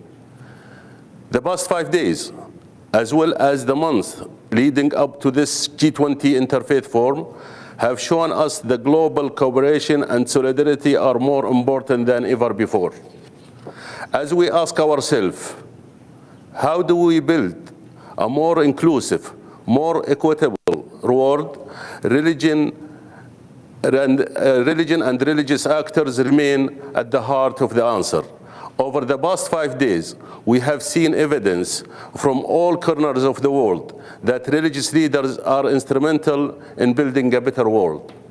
Religious communities are promoting strong, inclusive, green, and sustainable economies based on sharing and collaboration. They can be instrumental in educating for equality, inclusion, and respect. They can advocate for considering the impact of actions on others. They are already contributing to the ending poverty and are advocating for access to basic services for all, In partnership with policymakers and civil societies, they can be and are often powerful advocates for common citizenship, good governance, tolerance, and reconciliation. They are unique allies in efforts to build safe, inclusive, and peaceful societies. Her Excellency Aminata, the former Prime Minister of Senegal, spoke of faith actors coming to secure of multilateralism. Cardinal Ayuso spoke of contagion of hope from religious actors. I support their calls for greater recognition by policymakers of the potential of religious actors to chart a better path.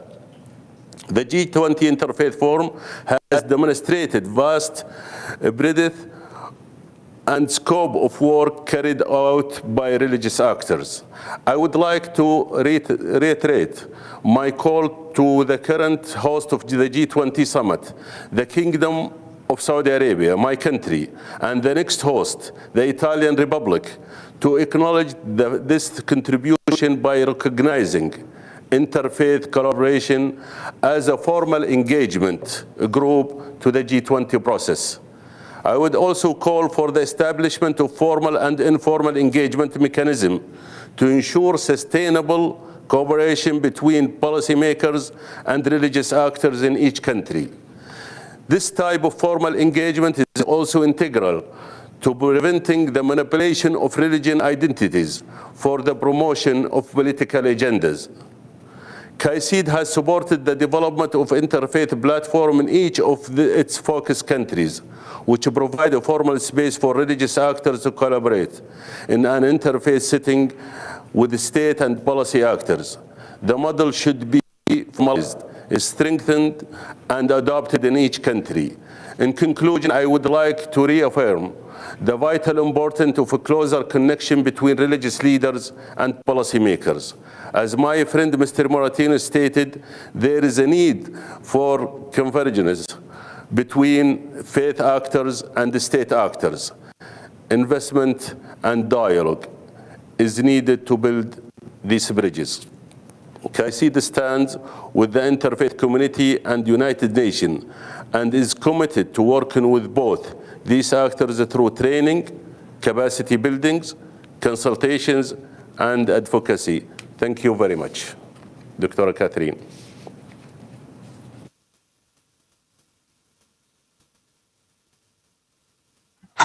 Thank you, Your Excellency, for sharing with us few of the major lessons that we had from those 5 days, as well from the regional meeting, as well expressing your commitment and Caysid commitment to continue with this process as well as we did before.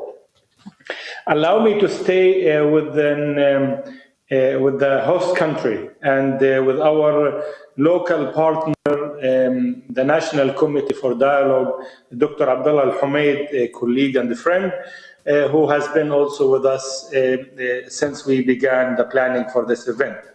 Dr. Abdullah Al-Humaid, the floor is yours to share with us some notes and reflection before we move to Italy.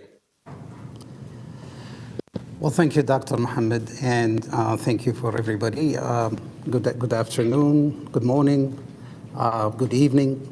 I would like to begin by expressing my gratitude to the custodian of the two holy mosques, King Salman bin Abdulaziz, and His Royal Highness, the Crown Prince, Mohammed bin Salman, for their boundless support of the work of the National Interfaith, Intercultural, the Committee for Interfaith and Intercultural Dialogue, and for hosting the 2020 G20 Interfaith Forum.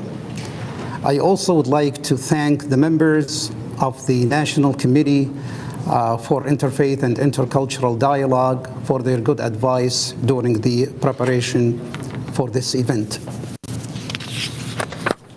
On behalf of the National Committee for Interfaith and Intercultural Dialogue, as the local partner in organizing this event, the G20 Interfaith Forum in Riyadh, I would like to express my sincere thanks to King Abdullah International Center for Interreligious Intercultural Dialogue, the G20 Interfaith Association, and the United Nations Alliance of Civilizations for their efforts and support. Special thanks go to His Excellency, Mr. Faisal bin Muammar, Keynote's Secretary General and the chairperson of the Executive Steering Committee for the 2020 G20 Interfaith Forum. He had initiated the idea of holding this forum in Riyadh with the Saudi G20 Secretariat, coordinated the efforts of our international partners, and supervised the logistical efforts at the local level. When the National Committee for Interfaith Intercultural Dialogue was conceived back in 2015, the Saudi decision makers had in mind a global event like the G20 Interfaith Forum that we are holding right now. Speakers and participants from over 90 countries with diverse religious and cultural ethnic background congregating to speak about and discuss global challenges make this event a truly global event. The speakers, as well as the participants in this forum, have discussed and provided policy recommendations on the most pressing issues facing the world today. And that includes poverty, COVID-19, climate change, inequality, and hate speech, just to name the few. Such diversity of participants and wide range of issues discussed in this event make hosting the 2020 G20 Interfaith Forum a major milestone in the implementation of the Kingdom's initiative to promote interfaith and intercultural dialogue on the world stage. We were hoping that the G20 Interfaith Forum would be held physically in Riyadh this year, so you can observe the positive cultural developments in my country, the Kingdom of Saudi Arabia, has witnessed during the last 3 years. But unfortunately, it has been held virtually due to the pandemic of COVID-19. It has been emphasized during the last 5 days that the strength of religious leaders and institutions comes from their work at the grassroots levels, and this is true. However, in order for such localized knowledge and experiences to capture the attention of the policymakers, they have to be articulated in a way that makes the recommendations of this forum more politically relevant, but without losing their moral and spiritual grounds. This, in turn, could be the path for integrating the G20 Interfaith Forum into the G20 policy networks. And I meant the designation of the G20 Interfaith Forum as a formal engagement group. Once again, thank you, and I wish our Italian colleagues the best of luck in organizing the 2021 G20 Interfaith Forum. Thank you and take care. Thank you so much, Dr. Abdullah. I have to say how much we appreciate your unflappable handling of this extraordinary roller coaster year where we faced daily uncertainties and where you have helped us to navigate and to come to this point.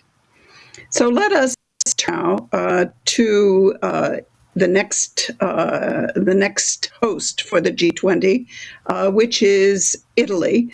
And we will hear first from a colleague, long-standing colleague, Dr. Alberto Meloni.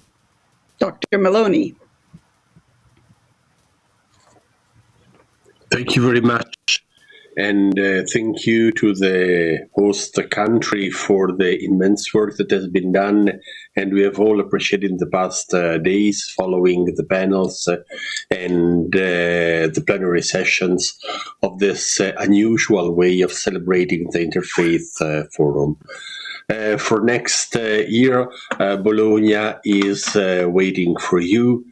And for all the people who like to follow and take part into the next Interfaith Forum, we are now working a bit about the date. It will probably June, but mostly we are thinking about a way to make the Bologna Forum, so to say, compatible and coherent with the history of this country and the city that, as you know, is the place where the first European university was founded some 9th century and something years ago. What we think is that the opportunity of the Italian G20 Forum is to adopt a specific approach, namely to reflect on the theological implication, historical implication, and juridical implication of what is interreligious dialogue. Strictly, one may say that religions as such do not exist if there is they exist only when a real man, a real woman, a human being adopt a faith as something driving his or her own life. And so interreligious dialogue is a way in which religious people, believers and non-believers, can take into consideration the immense depths of their freedom in adopting the faith, the innermost depth in which the disobedience to religion takes place, and the challenge representing from the demanding and liberating duty of accepting a revelation and its rules. For this reason, we think that religious knows that religious dialogue is an act of responsibility.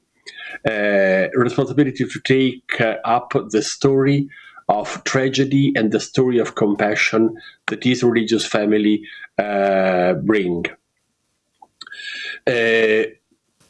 We are all used to know the usual register of interreligious dialogue, speaking of something that is very true and very important, namely that there is a use of religion and an abuse of religion, and that the abuse of religion is something that at the global level must be considered in a very profound way. But we also know that in this interreligious dialogue, there is also the risk to depict an unreal world in which religions come up on the scene without a past, and on the contrary, all the religious families familiar with the Bible know that the first crime was made around an altar and not far from an altar. And so to speak about interreligious dialogue means to speak about this responsibility of the person adopting religious ideas, doctrines, texts, worships, rules, and to use this for decreasing violence and increasing peace, for decreasing discrimination and increasing compassion and understanding. For this reason, we think that there is a role coming from religious leaders as such. But the G20 tells us to consider also other players around this scene, namely political leaders, economical actors, and scholars. Scholars who are the one who can remember that there was a time in which each religious family has a different approach to diversity and a different mentality that could be inspiring for refraining from the same error or for repeating the same virtue. So the Interfaith Forum is a very important moment to say that religious people is accepting their responsibility, and we hope that in Bologna we can work and discuss on this at the same high level that we have experienced in the past days of panels and plenary sessions in Riyadh. The G20 is a forum in which the great country with greater responsibility is taking the floor and opening a discussion of the sustainable goals and the human goals of our planet. But for the Interfaith Forum, it is also a way to give a voice to the voiceless and to speak for other brothers and sisters who are not in the G20, who are in the G1000 of cultures, countries,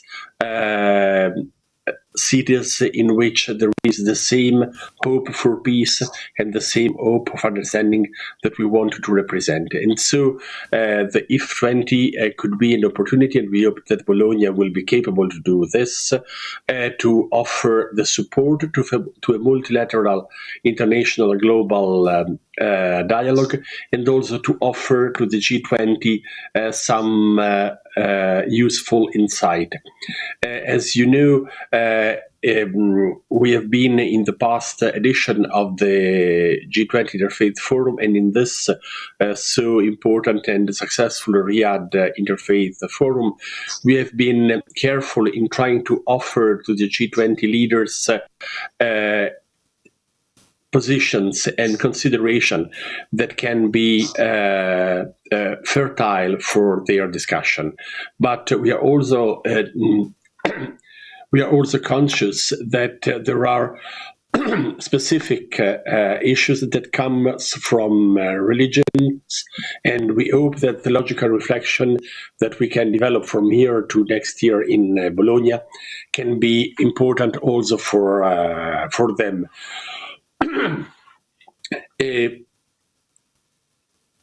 The IF20 of Bologna will offer the opportunity, I hope, to all the participants to discuss on what is dialogue.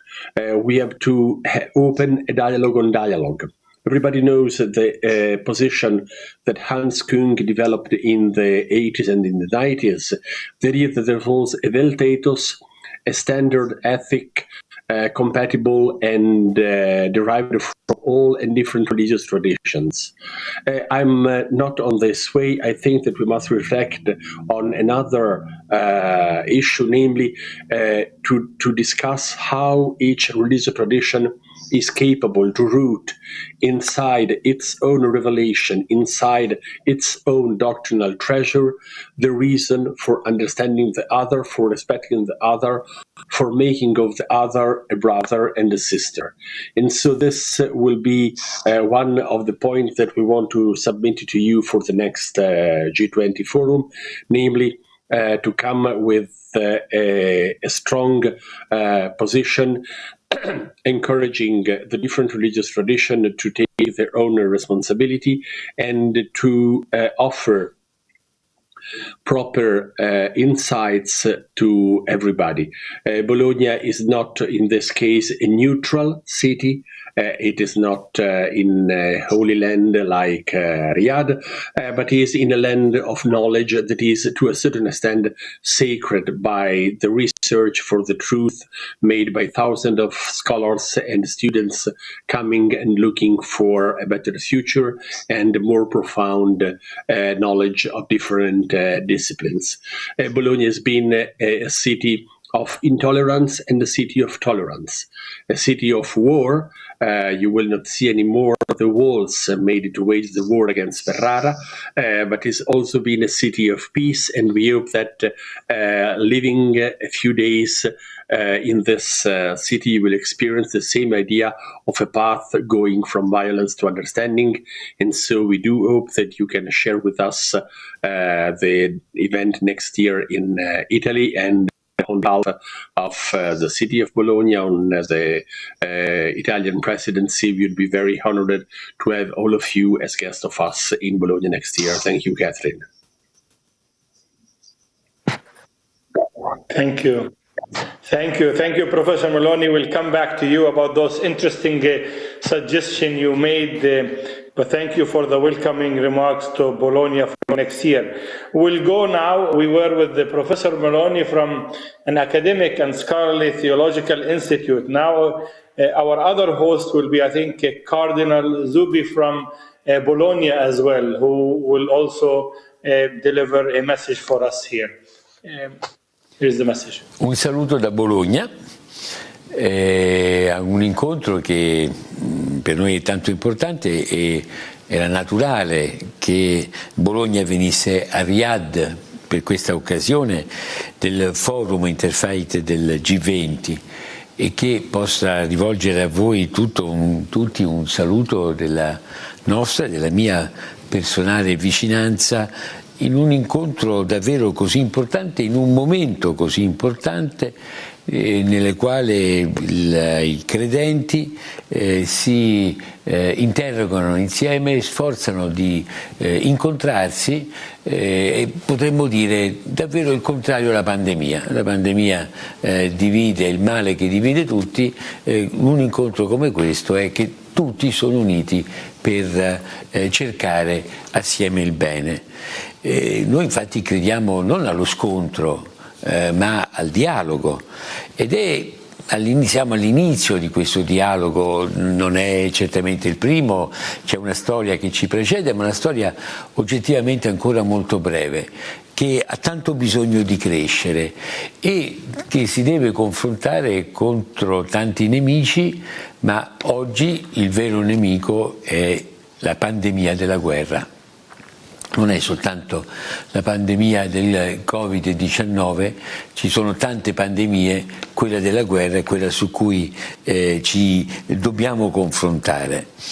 Per me, come cristiano, il fatto che ci sia un G20 di 20 paesi di credenti che si trovano per discutere assieme, per guardare assieme le sfide del mondo e soprattutto per cercare la pace è un motivo di grande soddisfazione.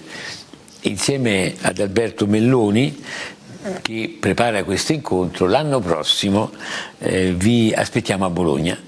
È la nostra speranza, sempre Covid permettendo e nella convinzione che si possa sconfiggere la pandemia, stiamo preparando l'incontro, questo stesso incontro del G20 qui a Bologna. Bologna è la città dell'incontro, è l'università più antica dell'Europa, dove da sempre tanti sono venuti per conoscere e conoscersi, e quindi qui è un luogo del dialogo, di relazioni internazionali, dove cercare assieme di capire i segni di pace e i segni di guerra, e per essere saldi tutti nel pregare per la pace, nel fare penitenza per la pace, nell'operare per la pace, nel trovare il tanto che ci unisce.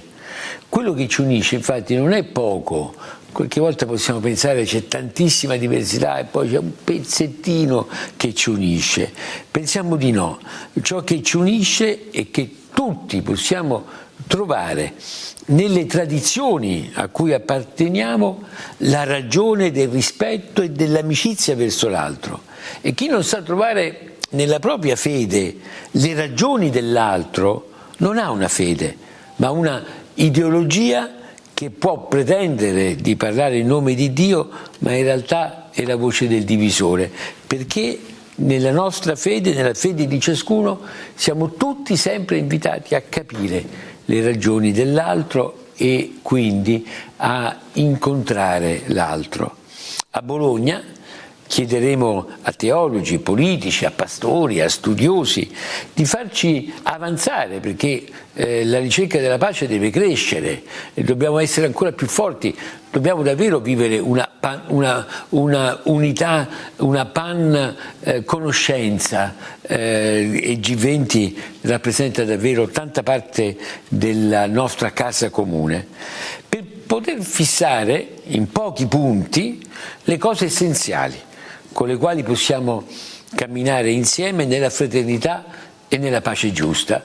La pandemia non è mai giusta, la pandemia della guerra non è mai giusta, non esiste, l'unica cosa giusta è la pace, è l'unica cosa giusta, e la fraternità è ciò che prepara la pace ed evita la guerra. Saranno giorni di tanta fraternità, di tanta conoscenza, di tanto dialogo, e quindi vi aspettiamo con gioia l'anno prossimo.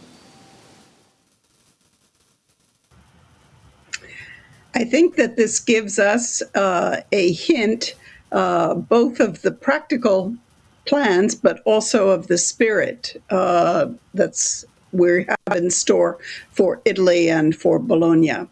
Now we turn back to this year, to the month ahead. And I'd like to ask Faisal what he sees as the steps that we have. I do need to express our enormous admiration and respect for the extraordinary efforts that he personally has devoted. He's attended every one of the regional meetings and followed everything very closely, but also the CAICID team, which has worked, you can imagine, extraordinary hours to make this happen. So, Faisal, what do you see coming next? You and Dr. Cole and our brother, Mr. Martinez, we can organize an Olympic team, to play to defend all these activities we did. What we are eager to do is to follow up really what we have done. We've been working the whole year of 2020, although it was really very difficult year and it was not easy to connect with people. Our wish it was to have a physical meeting. The situation was not easy, and because of the joint collaboration between the partners and between us, we managed really to do the whole consultation event and also the final, and I believe it's very successful according to the registration of participants and also speakers from almost 90 countries. It's really amazing success. So what is the next step? The next step is going to be, we will finalize our recommendations and all the portfolio of what we had discussed during the consultation events, and the final one we are going to agree. We will have our meeting with you and the partners to finalize the report, which we are hoping to submit it to the G20 Secretariat. Our hope is that also, and that's what we are witnessing now from the G20 Secretariat in the Kingdom of Saudi Arabia. They are supporting us, and we can see that Dr. Fahd al-Mubarak today, he honored us by joining the final or the closing of this forum, and also they are waiting for us to write the final report and to send it to them, and I'm sure it will be they will look at it with the very important attention. That's really the next step. So we are also hoping that through these recommendations, our top priority now in this issue is to have a recognition of this forum as an official engagement group, and hopefully by working with the Saudi G20 Secretariat, maybe we can do the needed work or needed applications, and then we go from there to Italy. because we are looking forward to join our friends in Bologna, and as we listen to them, it's very exciting to look forward in attending the event next year in Bologna. Hopefully, after also we defeat this pandemic, and the whole world will be safe from this pandemic, so we can do the event physically, and we can meet face to face with our friends from all over the world.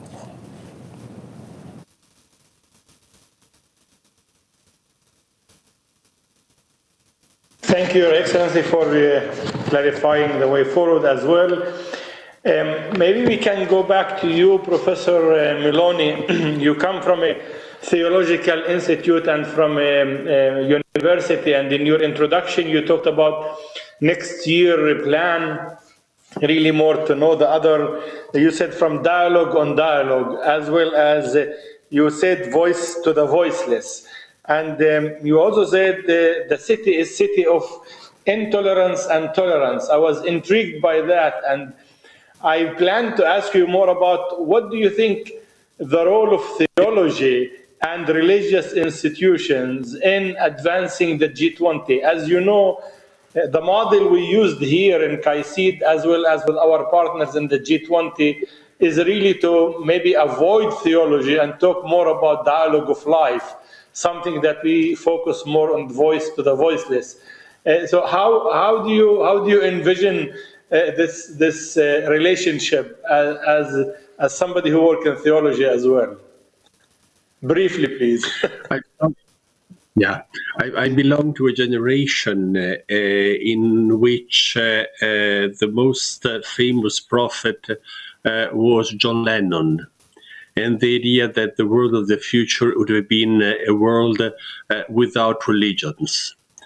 On the contrary, we see that religions are playing a great role, and religious people playing a great role, and at the same time we see that religious illiteracy is growing. More and more fundamentalism, integrism, intolerance can be nurtured by simplistic ideas about religious traditions and doctrines. And so what I think is that there is a specific responsibility of scholarship that is to offer to everybody the instrument and the tools capable to derive from different tradition the attitude of dialogue and tolerance that Cardinal Zuppi was mentioning. And even on this level, I think there is a dialogue about historians, scholars, lawyers, sociologists, psychologists, which is very necessary in order to offer a solid basis to the dialogue. And I think that in this, all the G20 leaders may understand that the idea that there is a simplistic world in which there is a secular neutral space, and there are around this space the house of the believer is simply unrealistic and untrue. Believers and non-believers are sharing the same space, and they can use it to have an encounter or to have a clash. And so the responsibility of everybody is to go in this direction, and the scholarship can be a proper and a powerful tool in this.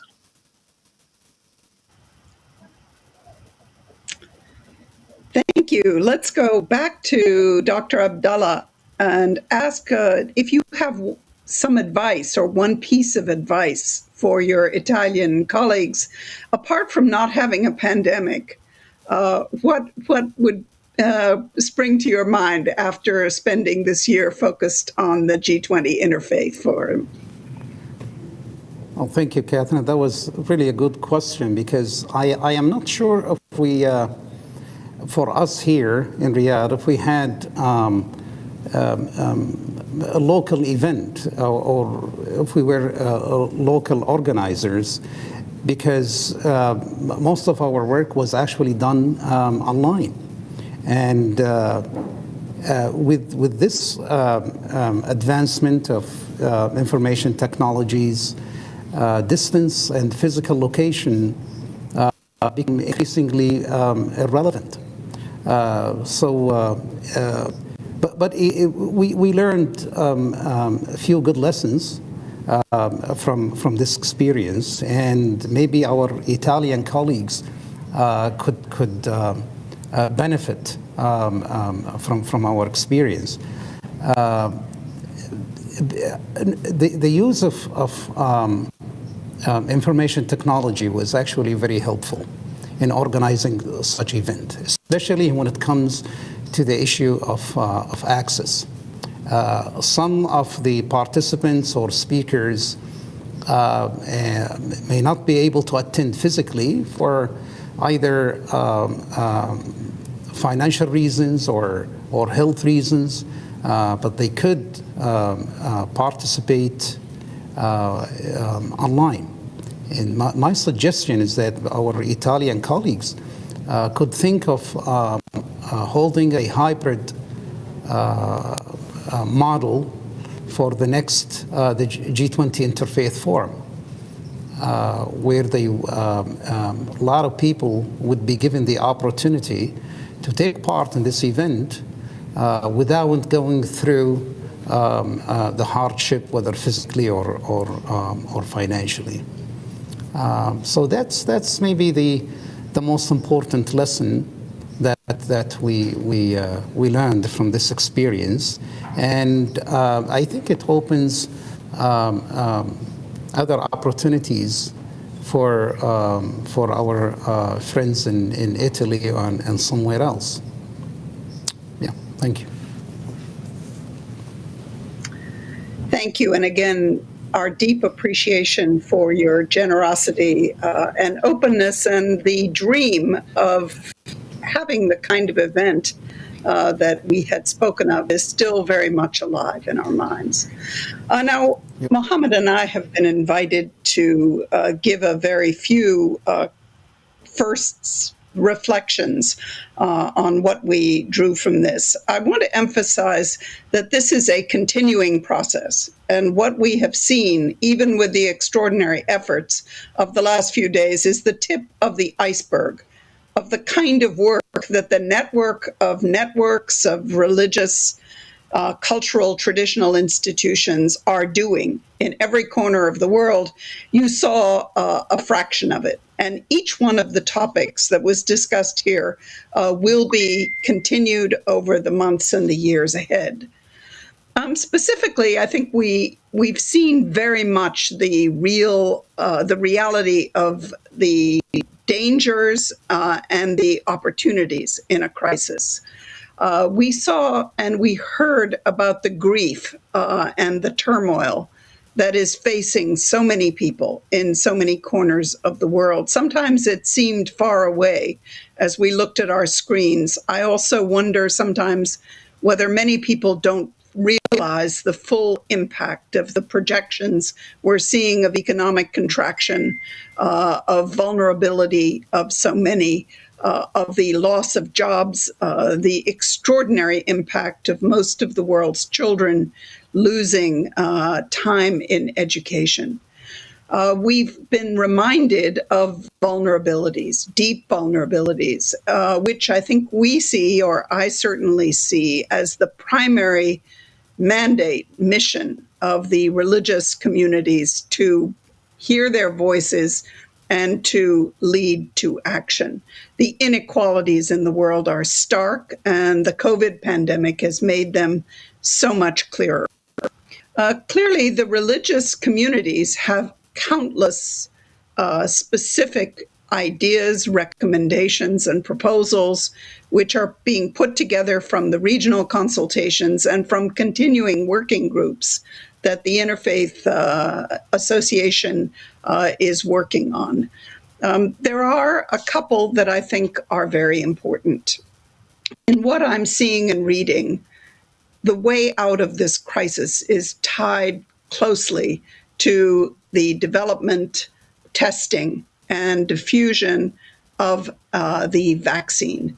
And it seems clear that without the support of religious leaders, without the support of religious communities, that kind of extraordinary global effort cannot happen. So that is an example of a specific area. And in terms of the prophetic voice, which we look to, fighting corruption, yes, pointing to the vulnerable groups, but more broadly, looking to the kind of world that we are dreaming of working towards is one of the primary responsibilities of these religious communities. And so as we say, la luta continua, we're at the beginning, in the middle, the beginning of the end, but clearly we have major work ahead of us. The insights and wisdom that we've heard here offer extraordinary proof of the value of the substantive work, but also of the many gaps in knowledge and the need for us to look ahead. So thank you. Thank you, Catherine, for your reflection. It's certainly been a pleasure to be with you in the planning of this. So I'll follow your path, but I will not go into any of the topics, messages, because I think we've heard the 5 days of diagnostics and 5 days of looking at the scope of the problem. I want to say that we started in the planning for 13 months ago here in Kaisid, as well with you. We had in mind the physical, historical meeting with multi-faith leaders for the first time with Policymakers in Riyadh. We wanted to send the message that there is an important constructive role for religious institutions and actors to play in responding to the challenges facing not only the G20 governments, but the global leadership in general. Although we could not meet physically, but we certainly delivered the message via platform. Let me address the three usually tension areas in this field of interreligious and interfaith work with development and peace. And we see them in the chat. We saw them, we had many of the 150 speakers refer to them. The first one is really the tension of policy and change. Our work is not done here, as you said, obviously. We have a long way ahead of us to ensure that the message from this gathering will reach the relevant policy makers and will be considered in their ongoing deliberation. The second tension usually, so this is the policy and change and how effective we are. The second one has to do with sustainability. I also must say to everyone who emphasized the need to change in policy and for actions and outcomes, always everyone almost told us we need to be with actions and outcome, that the nature of our work is cumulative. We realize that we need to be consistent and persistent in our engagement with policymakers, not only one conference a year, and certainly continue beyond that. This is a crucial message for our messages to be heard and to be taken seriously. The third tension area is this notion of commonalities. We need always to focus on our commonalities. And not necessarily the different opinion that we might have or diversity. The outcome of our discussion, whether it is a set of recommendations, policy briefing, or public presentations, produced in regional meeting or a global forum, these are all important contributions to the accumulative knowledge and expertise in building sustained and effective platform of G20 Interfaith that is capable of serving the objectives of all stakeholders in the field of religion, development, and peace. We want the G20 platform interfaith to be effective in that sense and want it to be sustainable. But we also, I hope, certainly hope that this work will continue to aspire to serve the common goals of all the stakeholders in the field and succeed in avoiding the traps and the pressure of pursuing goals of selective organizations, individuals, or government.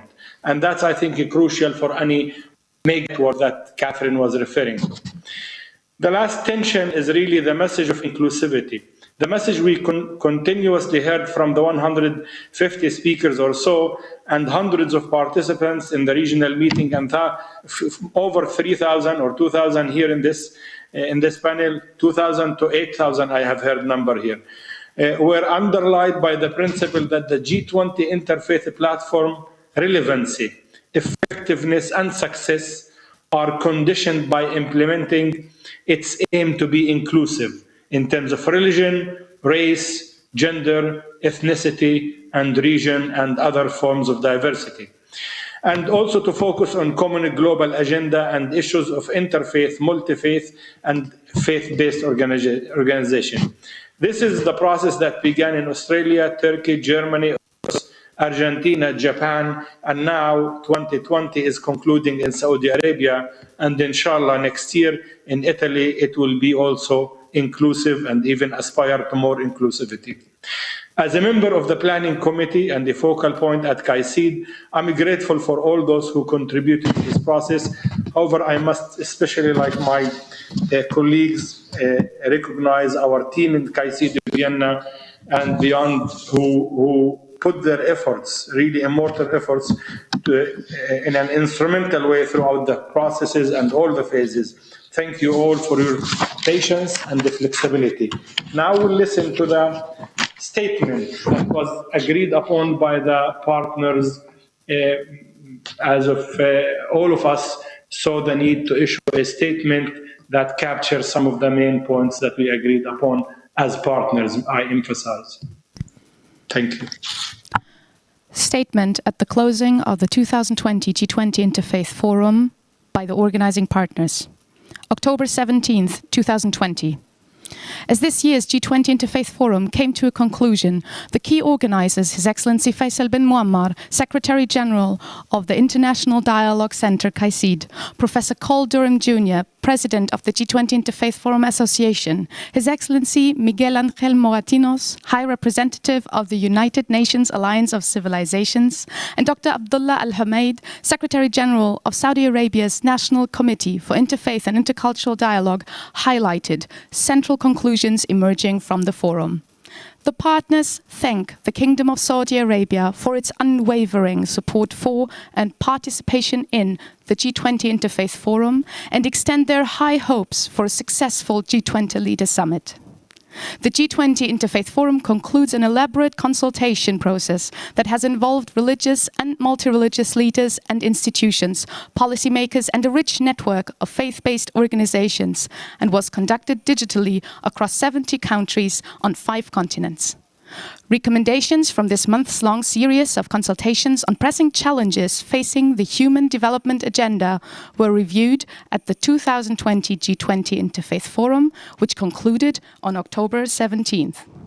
The 5-day forum brought together prominent religious leaders from across the faith spectrum, interreligious leaders, and distinguished members of faith-based organizations, as well as government officials, senior officials of United Nations entities, opinion formers, and more than 2,000 participants from all over the world to debate a wide array of issues ranging from hate speech to COVID-19 to gender parity and economic displacement. In these trying times, when the scourge of COVID-19 is causing unprecedented global economic and social dislocation, policymakers should recognize that for over 80% of the world's population, the prism of a faith tradition affects day-to-day life, norms, and relationships. Religious leaders in many parts of the world go far beyond conducting worship and pastoral oversight.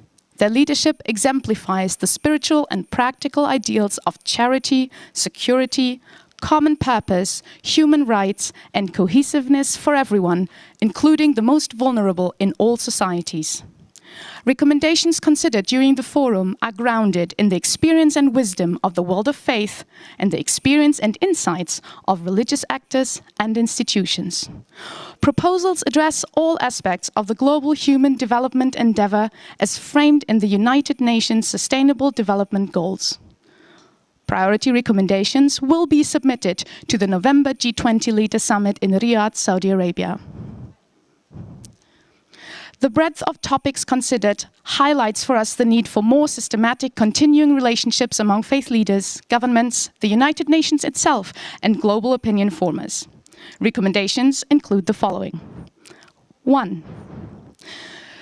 Given the relevance of the world of religion to policymaking as demonstrated by the success of this year's G20 Interfaith Forum and the process leading up to it, a central recommendation is that the time has come for formal recognition of the interfaith platform of the G20 Interfaith Forum as an official engagement group in future G20 summits. 2. Systematic engagement of religious actors in policy-making processes at national and international levels offers significant potential to enrich and enhance responses and implementation on many topics, including disaster preparedness and response. 3. The G20 process should have as its constant beacon a focus on vulnerable communities and can benefit from the continuing engagement with the G20 Interfaith Forum to keep this ethical and practical priority always at the fore. 4.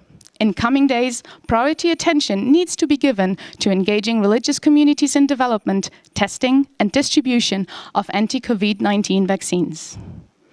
And 5, the urgent and compelling challenge of protecting the planet raises not only physical but moral and spiritual concerns that religious communities are uniquely prepared to address as partners in global governance instruments.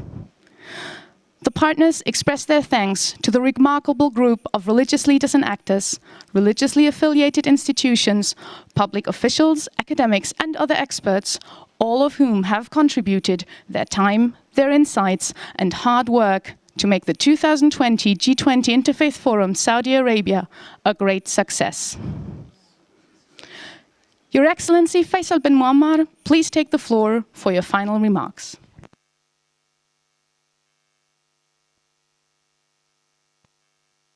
Of the marathon of organizing and preparing and doing everything we can to reach this moment, and we have now concluded our event. We have this final statement or recommendations, and we agreed with our partners that we should not have too many, but it could be a quality recommendation, and that's why it is really short. And we are aiming or hoping that it's not going to be kept in the shelves. We are going to do whatever we can to implement it and to seek the approval of all these recommendations. The Catholicosate Center and also the Alliance of Civilization and the Interfaith Association and the Interfaith Committee in the Kingdom of Saudi Arabia are capable of following up all this, the implementation of all these recommendations.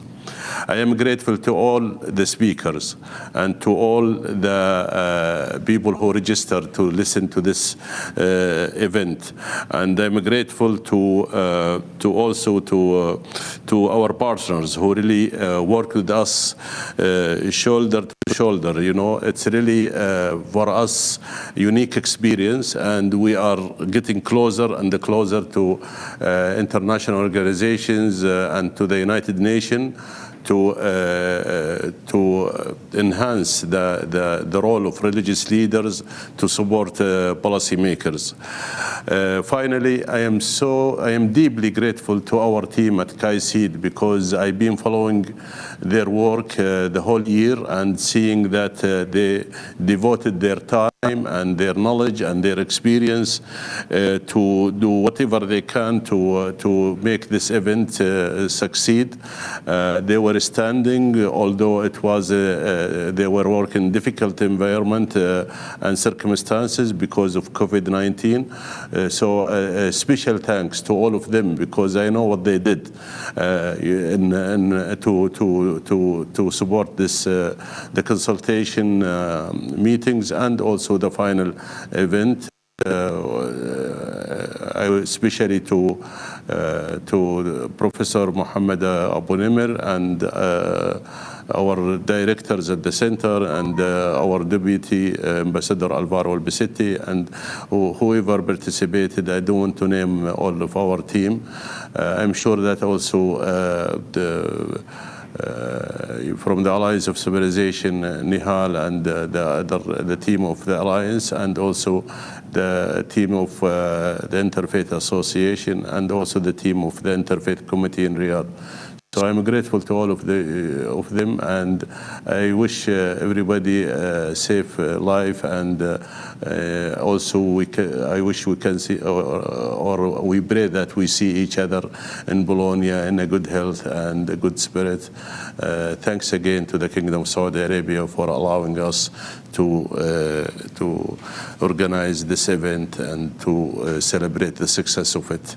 I would like also to thank the media, because the media, they stand with us and they were sharing with us all the information and coverage of this event. So thanks to everybody who helped us make this event succeed.